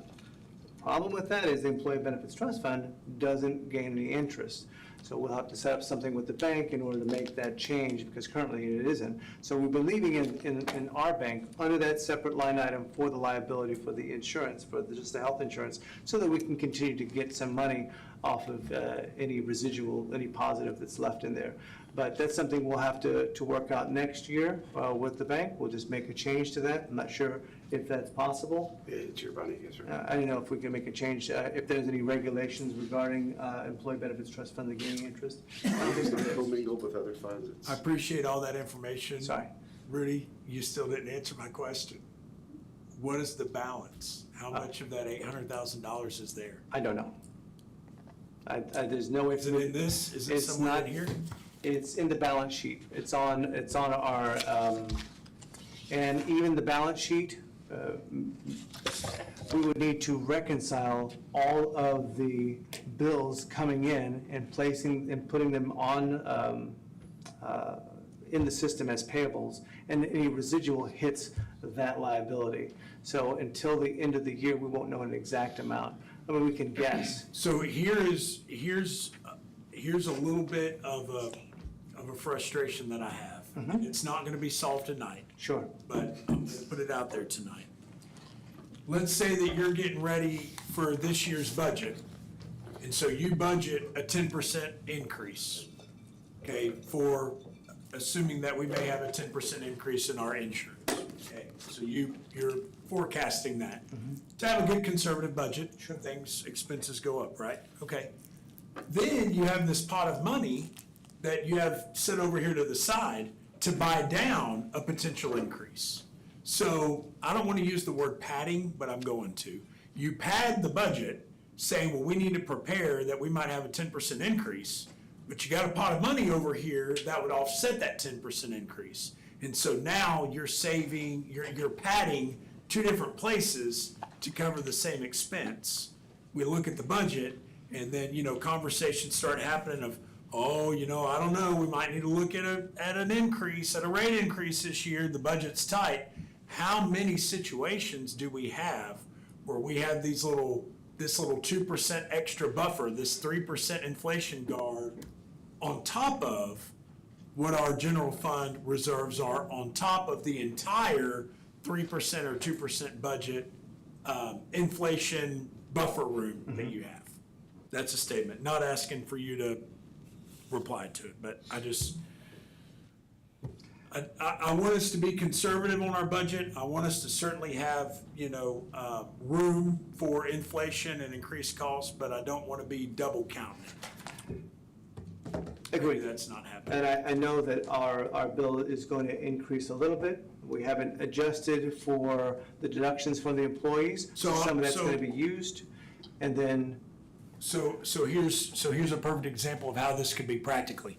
Okay, you said that you accounted, and I know we're talking about pennies because vision insurance is relatively inexpensive. But you told Councilmember Dickerson earlier that you accounted for that 4% increase in vision insurance through payroll. It's in the payroll expense, yes. But we also have this insurance slush, I don't want to call it a slush fund, this insurance savings fund that could be used to offset that. For next year, yes. Well, it could have been for this year. Still could be, yes. So this. So do you see what I'm saying? So.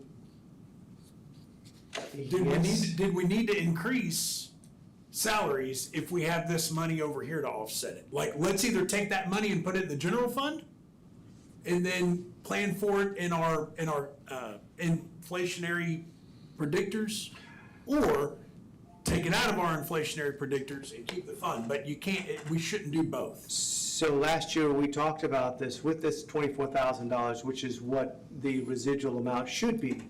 If all things being equal, if we're charging people exactly what the plan says, and then people are coming, and then people are being charged, and it's being paid correctly, and everything is fine, then we still have that $24,000 that was given to us by Aetna at the very beginning. In theory, that's what it should be. But if we increase in this budget by the 4%, or 3.6? Yes, sir. 3.6%, then that 24 would be reduced, but I just don't know exactly how much. And we haven't done those calculations on it. But when we spoke last year, that amount of money was going to be moved into that benefits trust fund. And that's what we had talked about. And so we could buy down future insurances, and that's what we had discussed, which we still can, for sure. And that's what we're kind of doing this year. We're not raising insurance rates on our employees because we know we have that money left over, that $24,000. Yeah, I guess just to sum it up, what I'm saying is I don't think that we need to put in an inflationary number for, let's say, for instance, for insurance, if we know that we're going to buy down that increase with money that we have here. then it shouldn't be, we shouldn't budget a 4% increase in insurance premiums if we know we have this money here that's gonna offset that increase. I agree. I agree. All right, I don't wanna belabor the issue. No, I just was, we didn't know the final numbers until. 2 days ago, yeah. So we were still looking at the 10%. I just want to make sure I'm understanding this. It said the city is elected to absorb the 3.5% increase. That's correct. Which is that the $28 that we're talking about, or is that what just? No, that's medical. Right, but we're gonna, the city's gonna absorb that. The city's gonna absorb it. So how much is that per person? We don't know. He doesn't have that. I don't have that. You know? I don't have it on this slide. I mean, we know their enrollment and we know what the city funds, so it'd be easy enough to back into. That's what it looks like right here. Well, they gotta update it, cause we saved 1%, but it was $623 for the employee. That's all we pay is for the employee. We don't pay employee and spouse, right? That's correct. Correct, and so now So it's it's $623 per employee that we pay. We pay, but. Every 2 but it weeks. So it increased. was, like, if you look at slide 5, it 3.5. was 623, and we got the 1% bundling, so now it's 616. 616. Yes, sir. Yes, Yeah, sir. no, that is this 3.5 increase. And I really must say, and I apologize, it's not bad math, it's fat fingers. This is not 800,000, it's 80,000. Because we had 24, then the -5, that adds up to 80, not 800. So that's Oh, just a well, typo. that makes a huge That is difference. not- That is not bad math, I just literally hit a 0 extra. Gotcha. Because that math checks out 100% when you consider the billing credit that we got, and then the fact that it was -5 point whatever percent. That's where, in totality, without, we did keep the employee contributions the same, so that ate some of that out. So this was really just me, my little note, so I knew to ask Rudy every year, hey, how are we looking in the same way that you are? Is there any money there so we can have a discussion about the best way to use what we might have set aside the previous year? Well, thank you for clearing up that 800,000, because Yeah. Councilman Schroeder was buying a new paving machine. I saw the line down there. Where's Googling? We're going for recycler, man. We're gonna finally get a jipper. So yeah, our total annual premium is just, a little over $500,000, so it was, yeah. Yeah, I did do Yeah. 80,000. Yeah, it was definitely a How typo, much did it go but not a math problem. up? Which is how much? Which is how much? 3.5%. 3.5%, with the starting point we have now, it's basically $17,624 more. Which equals how much to employee? 17,000, what? How much does that equal to employee? Just take 17,000 divided by 58, I can do that in my head. The employees don't pay. They're not paying. No, We we pay absorb it into 100% the payroll. insurance for employees. Yeah. They only have to pay if they add their spouse or children. And we haven't gone up on those rates either. Yeah, none of those rates have we- been frozen for 2 years. So we've got Right, those. I'm just So looking we're at, buying down those too. We're buying down the dependents and the spouses and the children too. Hence, what you had asked us to do last year is take that 24,000 and use it to buy down insurance for the employees. so we're giving employees money. No, We're buying it down, so we're we are. charging them less. Yeah. We're charging them less than The what same it's amount. costing us. Same amount they were last year. Right.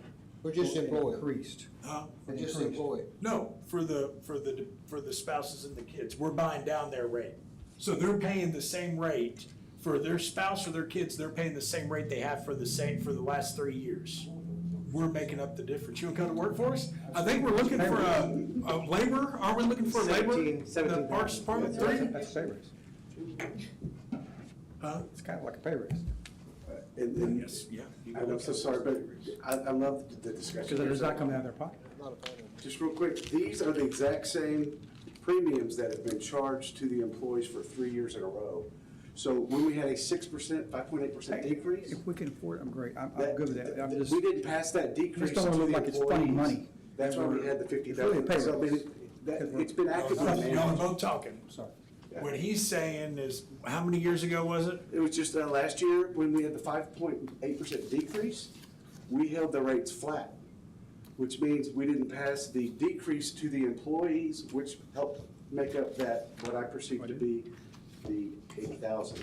But that decrease was also part of that 24,000. Yes, yeah, so, but I mean, it's actively being managed to like mitigate the spikes. And again, I don't know the accounting on the back end, but I mean, as far as the best Like practice. socialism? Like socialized medicine? Well, I don't know, maybe I just quit talking.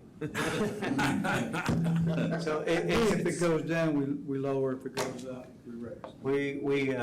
we just kept it, you know, flat for the, you know, the employees, because it, Make sure, Rudy, that next year, when we start talking about budget, we find out how much. Budget workshop, we have a budget workshop about our employee benefits and how we are subsidizing or not subsidizing and floating or not floating premium increases and decreases. How much we're giving, how much we're taking away.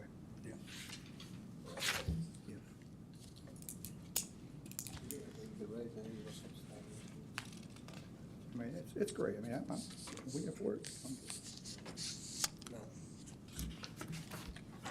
Y'all not subsidized? Y'all not subsidized? I wish we could buy down the family insurance more, but. All right, council, I think I've spoken enough. It's up to y'all. You said something?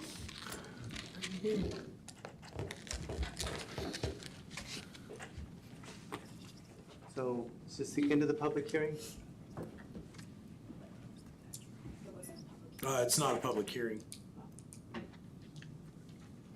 It's just a review and possible acceptance, so council just needs to decide whether they're gonna.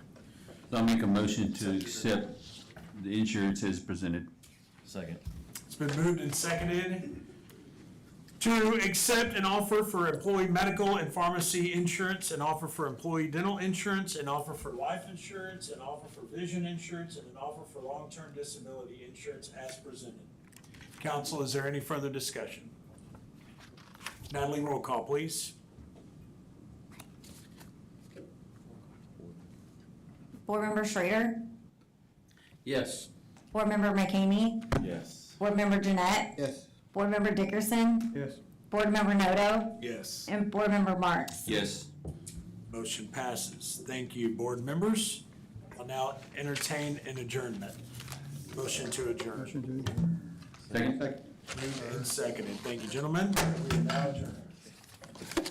All right. See y'all next month. Yeah, not so fast. All right, it is 8:52 PM. I now call this regular meeting of the City of Santa Fe City Council to order. All right, item number 18, consideration and possible action, adoption of a resolution of the City Council of the City of Santa Fe, Texas, accepting the action of the City of Santa Fe Employee Benefits Trust to accept the offer for employee medical and pharmacy insurance from Blue Cross Blue Shield, the offer for employee dental insurance from Blue Cross Blue Shield, the renewal offer for life insurance from Standard Insurance Company, the renewal offer for vision insurance from Standard Insurance Company, and the renewal offer for long-term disability insurance from Standard Insurance Company, reauthorizing funding for such benefits, providing for the incorporation of preamble, authorizing execution of the offer and of the renewals by the mayor, and providing an effective date. Council, I'll entertain a motion.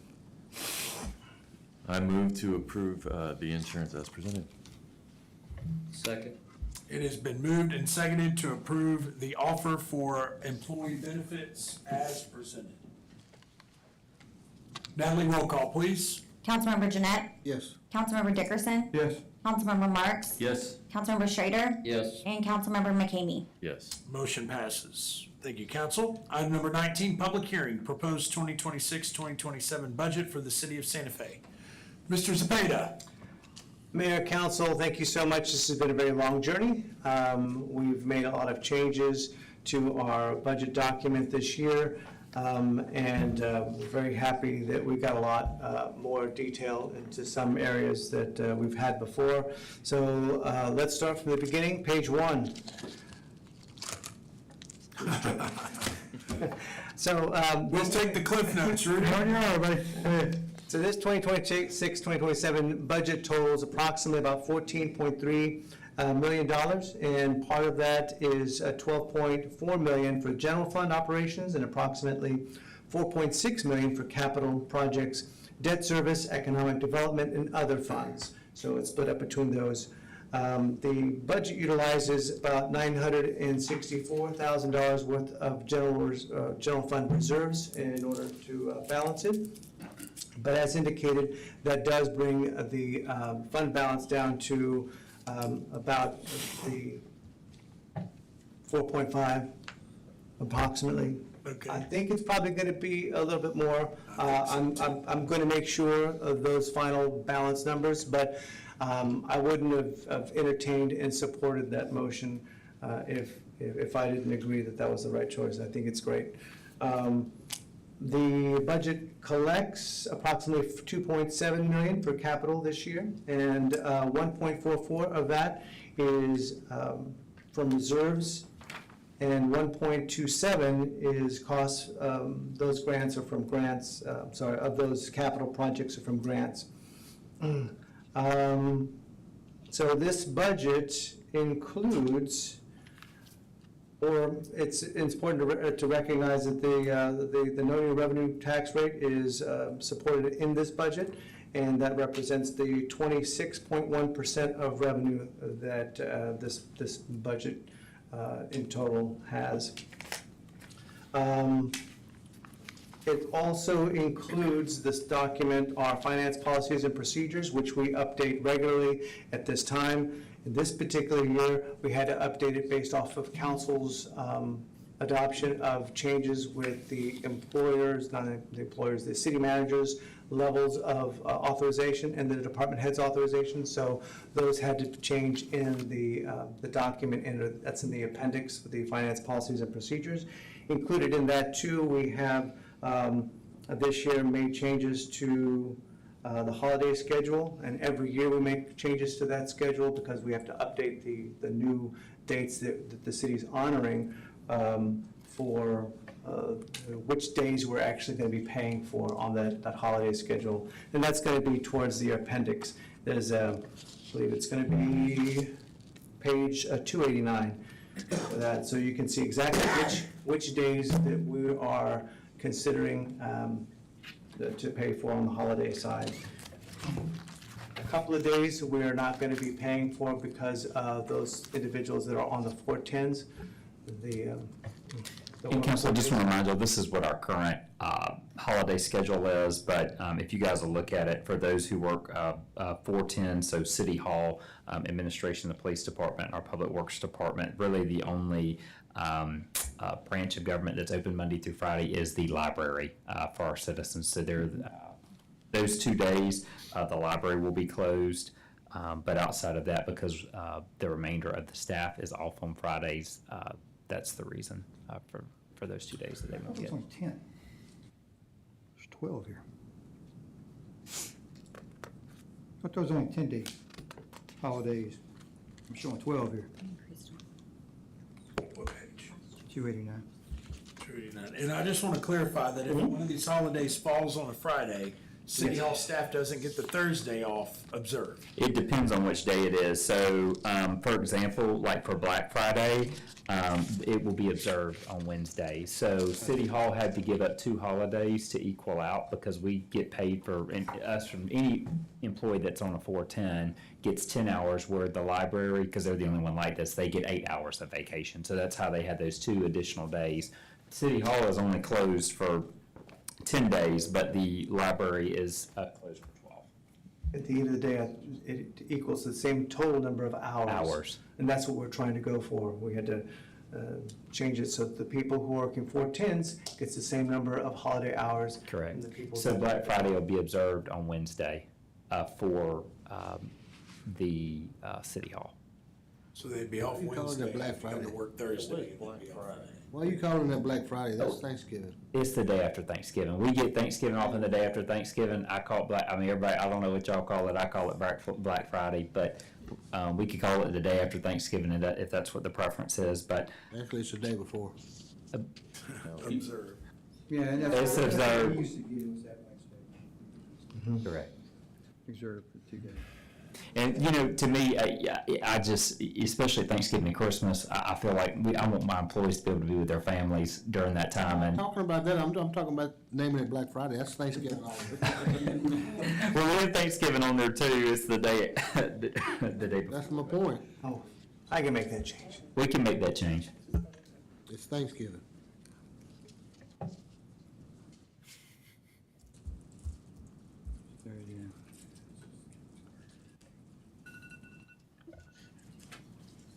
Go ahead, Rudy. Carry on. And that is it. So like I mentioned, the no new revenue rate is used in this budget at the 22.1830 cents per $100 evaluation. So. So Rudy, in saying that, I have a question for you. Sure.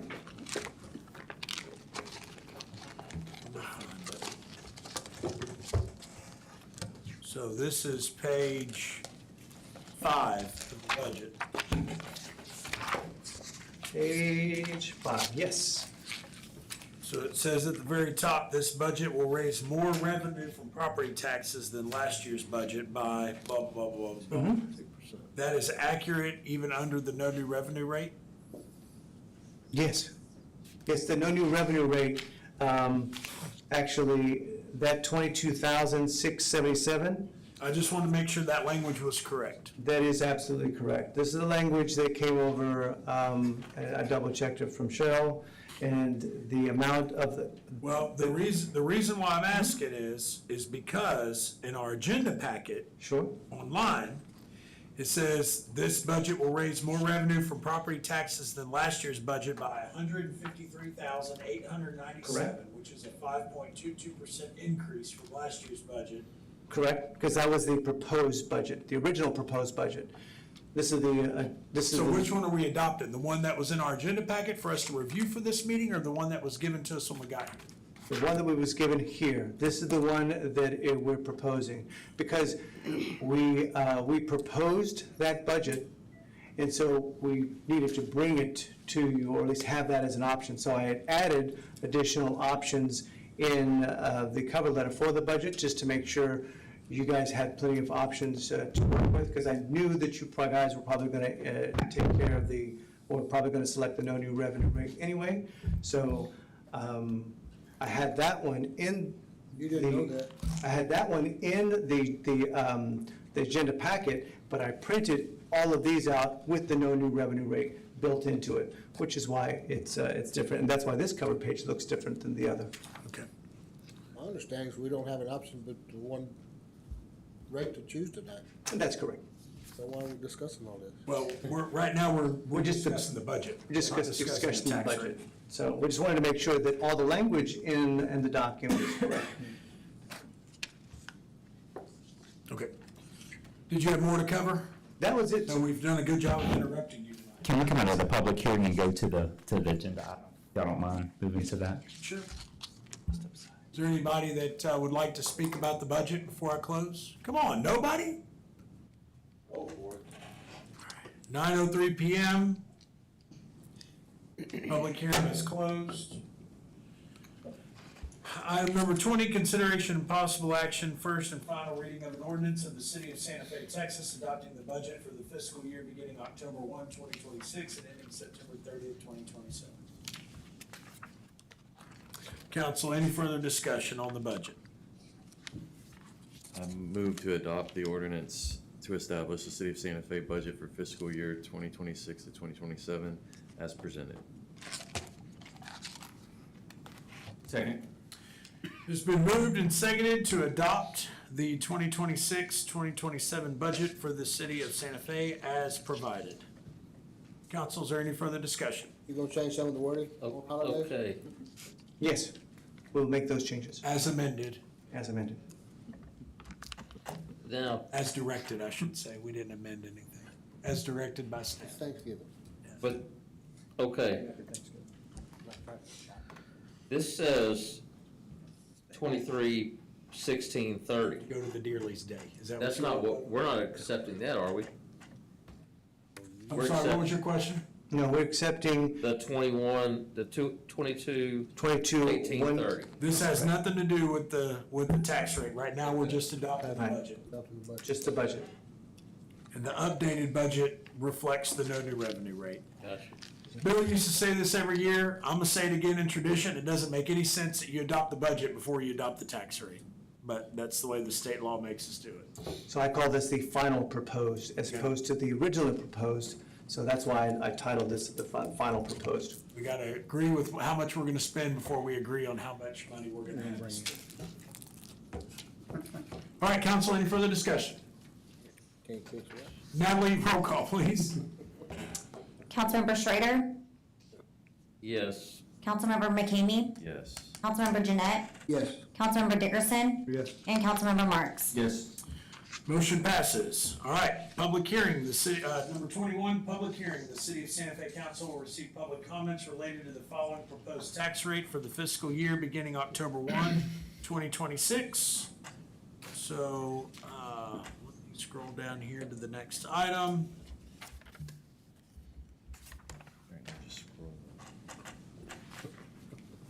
I think before you open that up, there is one thing that we needed to deal with, specifically when you were talking about the timing of adopting a budget and adopting a tax rate, you were talking about how it's confusing. Indeed it is. One of the other rules that is, according to state law, is you cannot adopt the tax rate the same night that you adopt the budget. So you just adopted the budget, so we can't adopt the tax rate tonight. You can do it afterwards, but the budget has to be adopted before, right? And it says, even says the day before, but if you look at TML guidelines and also state law, it specifically says that it has to be adopted after.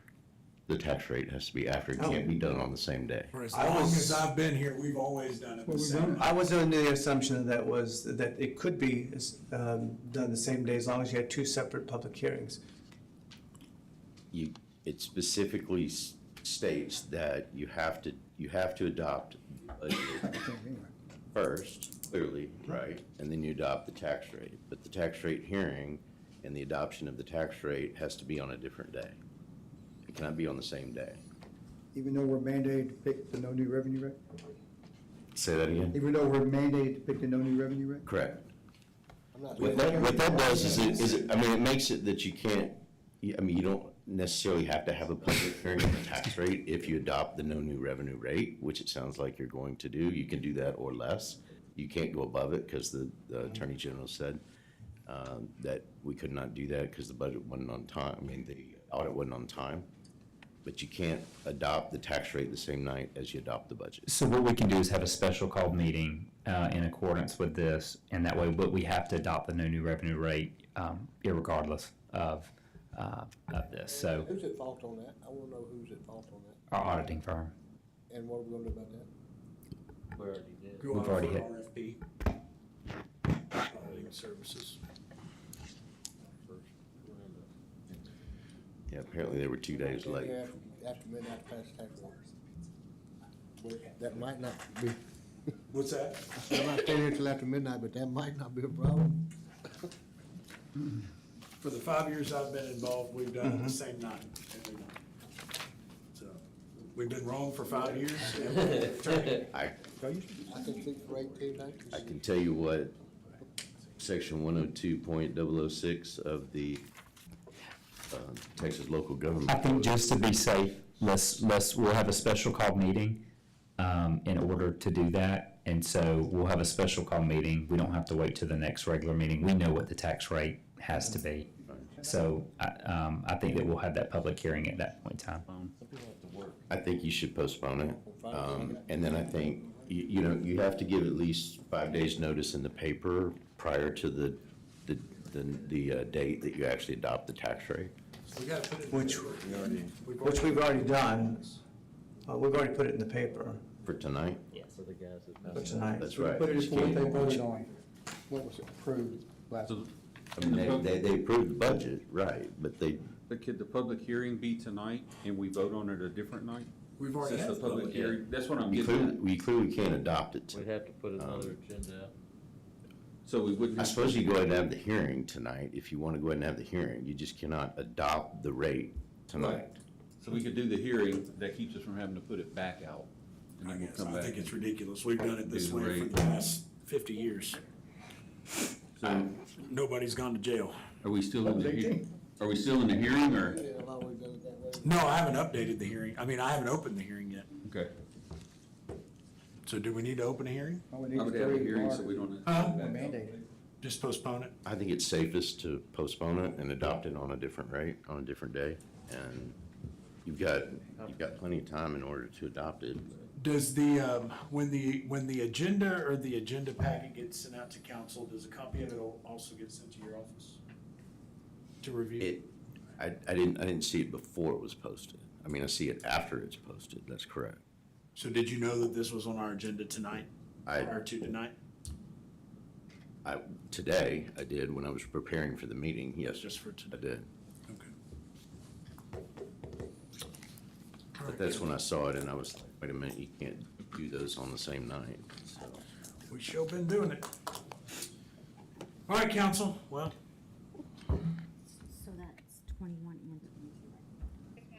and you can either postpone it. I think it's safest to do it. I say we think it's postpone it safest to and postpone it. bring up a special session. Do we have to do a motion on that? Yeah. Oh, yeah. I move to postpone the vote on the tax rate. Postpone the public hearing. Yeah, postpone the public hearing for the tax rate. It's been moved and seconded to postpone the public hearing on the proposed tax rate. Council, is there any further discussion? Hearing none. Natalie, roll call, please. Councilmember Jeanette, Yes. Councilmember Dickerson, Yes. Councilmember Marks, Yes. Councilmember Schrader, Yes. Councilmember McKamey, Yes. Motion passes. Item number 22, consideration and possible action, first and final reading of an ordinance of the City Council of the City of Santa Fe, Texas, establishing an ad valorem tax rate date when ad valorem taxes become delinquent, rate of assessment, providing for certain exemptions, penalty, and interest for delinquent taxes and savings clause. Council, I'll entertain a motion to postpone. I move to postpone Second. ad valorem tax. Second. It's been moved and seconded to postpone the first and final reading of an ordinance establishing ad valorem taxes, et cetera. Council, is there any further discussion? Hearing none, Natalie, roll call, please. Councilmember Dickerson, Yes. Councilmember Marks, Yes. Councilmember Schrader, Yes. Councilmember McKamey, Yes. and Councilmember Jeanette. Yes. Motion passes. Thank you, council. So I guess we have to postpone item number 23 too then, don't we? Correct. Item 23 is still a void. Yeah, you're not gonna increase the taxes. Have that. But we either need to postpone it, well, it says possible action, so could we just ignore it? You Just can leave ignore it, you can pass it. Okay, no action made on item 23. All right, we're ready. Chief Renta, consideration possible action, first reading of the ordinance of the City of Santa Fe, Texas, prohibiting amusement machines within the City of Santa Fe. Just the mic here and bring it lower. No consideration. Step through, man. You get your milk crate. I heard that. Man, Hey, I sure like you, brother. Mayor, council, good evening. We had introduced the ordinance, had introduced an ordinance based on city staff and some regional concerns as well as statewide concerns. Ordinance proposing an addition to our city of Santa Fe ordinance for the prohibition of gambling machines. It's written very similar to what other communities within the county have introduced. Communities such as Lamarck, Kemah, League City, and Dickinson have all introduced them.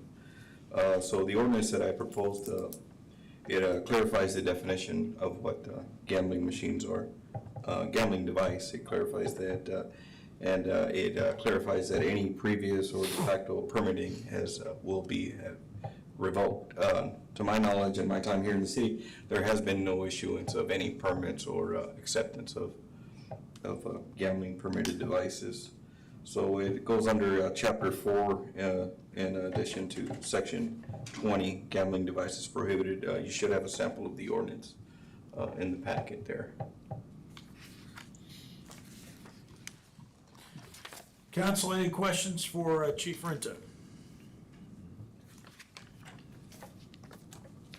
I move to approve The first reading of the ordinance of the city of Santa Fe, Texas prohibiting amusement machines within the city of Santa Fe. Second. Can we do a first and final, or it requires 2 readings? 2. It's been moved and seconded to approve the first reading of an ordinance of the city of Santa Fe, Texas, prohibiting amusement machines within the city of Santa Fe. Council, is there any further discussion? Hearing none, Natalie, roll call, please. Councilmember Schrader, Yes. Councilmember McKamey, Yes. Councilmember Jeanette, Yes. Councilmember Dickerson, Yes. and Councilmember Marks. Yes. Motion passes. Thank you, council. Thank you, Manny. Thank you, man. Appreciate your help on that. Thank you, sir. All right, announcements. Tomorrow, the Picket Fence Market will have a food truck, fruit truck from Peach Creek Market from 5 to 7. They have good watermelons, Colorado peaches, all kinds of stuff, out of Hungerford, but they come to the Picket Fence about, once a month during the year, and good fruit and vegetables. What time is that at, Councilman? It's 5 to 7. 5 to 7. They put a post out in Santa Fe chat, I think, today. All right, any other announcements? All right, then if not, we will move on to item number 25. Later. There you go. No, I gotta ask her. Oh, okay. Item number 25, executive session closed to the public pursuant to Chapter 551.072 Texas Government Code, deliberation regarding purchase, exchange, lease, or value of real property, city-owned property. State the time.